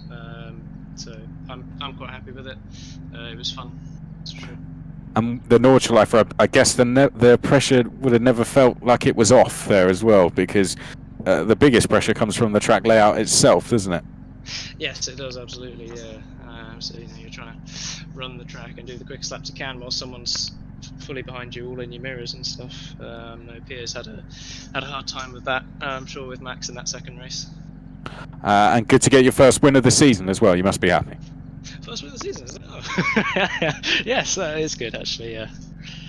Good stuff. Yeah, well, there's the reason I do this job. I try and keep an eye on who's doing what. But another question we're going to ask all of you this evening: if you could drive one car, and it can't be a fun cup, by the way, but if you could drive any car around the Nordschleife, what would it be? Ooh, for me, it would have to be the Radical SR8. I think it would just be amazing. Good stuff. Well, we'll ask the rest, but thank you, Riley. We'll see you in a couple of weeks for Alton Park. Next, let's go to Piers Stockton. Piers Stockton, we'll see. Can you hear me, Piers? Yes, Chris, I can. How are you? All right? Yeah, not too bad, mate. Yourself? Yeah, good. Good stuff. How have you found tonight? Maybe a bit disappointed that the first race didn't go all the way to the line, but happy with the second? Yeah, disappointed, I suppose, overall. Yeah, happy with the second. I made a little mistake in the first race, and I tried to leave Max a little bit too much room. I didn't leave myself any room, so I just sort of couldn't get it stopped, couldn't get it turned in, and I was in the barrier. Well, I think you can forgive yourself around the Nordschleife, but more good points on the board and the championship looking ever closer. Yeah, definitely. It's going to be good. And what about Alton Park? Views on the next one? You excited for that one? Yeah, I love Alton. Great track, and I know it quite well, so. Good stuff. And your car, if you could drive any around the Nordschleife, what would it be? Oh, I'm not gonna lie. I'm probably going to have to agree with Riley. An SR8 would be. What? It would be pretty amazing. I've been driving the SR8 quite a bit on iRacing. It's such a good car. You know, this is real though. This isn't just like we can be. We're talking. Yeah, you can sit in the thing. It's so much fun. Fair play. I'll take the answer. But well, keep yourself safe, Piers. There's plenty of time to practice because we've got nothing to do here in the UK, have we? We're all locked in. But keep yourself safe, mate, and I'll see you in a couple of weeks for Alton. No, and you. Cheers, Chris. All the best. And Guillaume, I think I'll leave it up to you to ask the same to Max, and that will wrap us up for this evening. Yeah, absolutely. Maxime, I think you heard us. Maxime, et si vous pouviez, une petite question qu'on a posée donc à tous nos invités ce soir et qu'on s'était posée également entre nous, Chris et moi-même. Si vous pouviez choisir une voiture pour vous amuser sur la Nordschleife, un modèle qui vient en tête? Je dirais n'importe quelle voiture. Pour aller au Nordschleife, n'importe quelle voiture, ça m'irait bien. Mais comme ça, pour le moment, je suis un petit peu biaisé vers. Je suis un grand fan des GT3 pour le moment, donc n'importe quel GT3 ferait l'affaire. Oh, voilà, bonne réponse, magnifique. Merci beaucoup. So, Chris, actually, Maxime, Maxime, si vous voulez évidemment le dire par vous-même. Yeah, why not? Yeah, so I was just telling Guillaume that basically the car I would pick to go to the Nordschleife would be, well, basically any car I can get my hands on to go to the Nordschleife. But yeah, if I had to just pick one, I guess as of now I'm a bit into GT3, so I would say GT3. But any GT3 would do the trick, basically. Give us a manufacturer. Give us a manufacturer. Which one are we going to go for? I'm not going to let you get away with this. Okay, let's go for Audi then.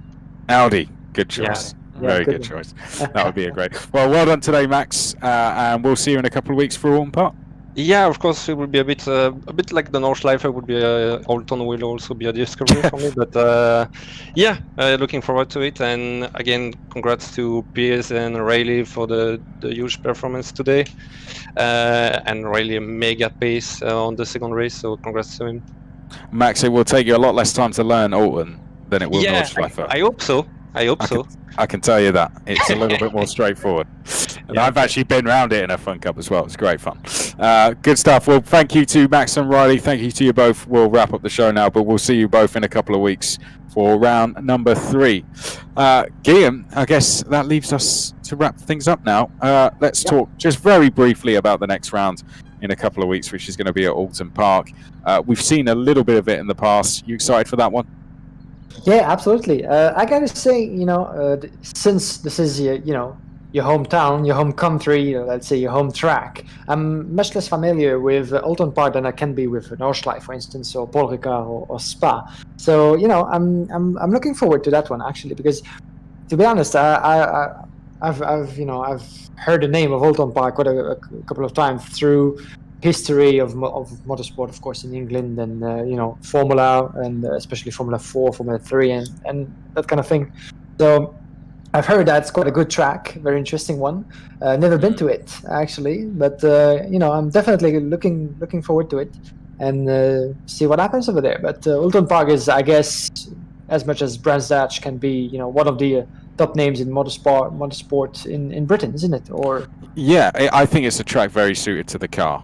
Some nice quick corners, a lot of places to overtake as well, particularly the last corner, or what most people would classify as the last corner.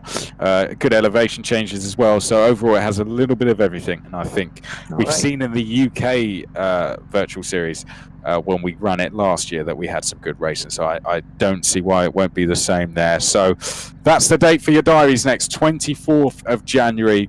And that is when we will be back for Alton Park. In the meantime, that is all from myself and Guillaume Alvarez. do make sure you stay safe, everyone. We will see you back on the channel for the 24th of January for round 3 of the European Virtual Fun Cup Winter Series at Alton Park. Until then, it's goodbye.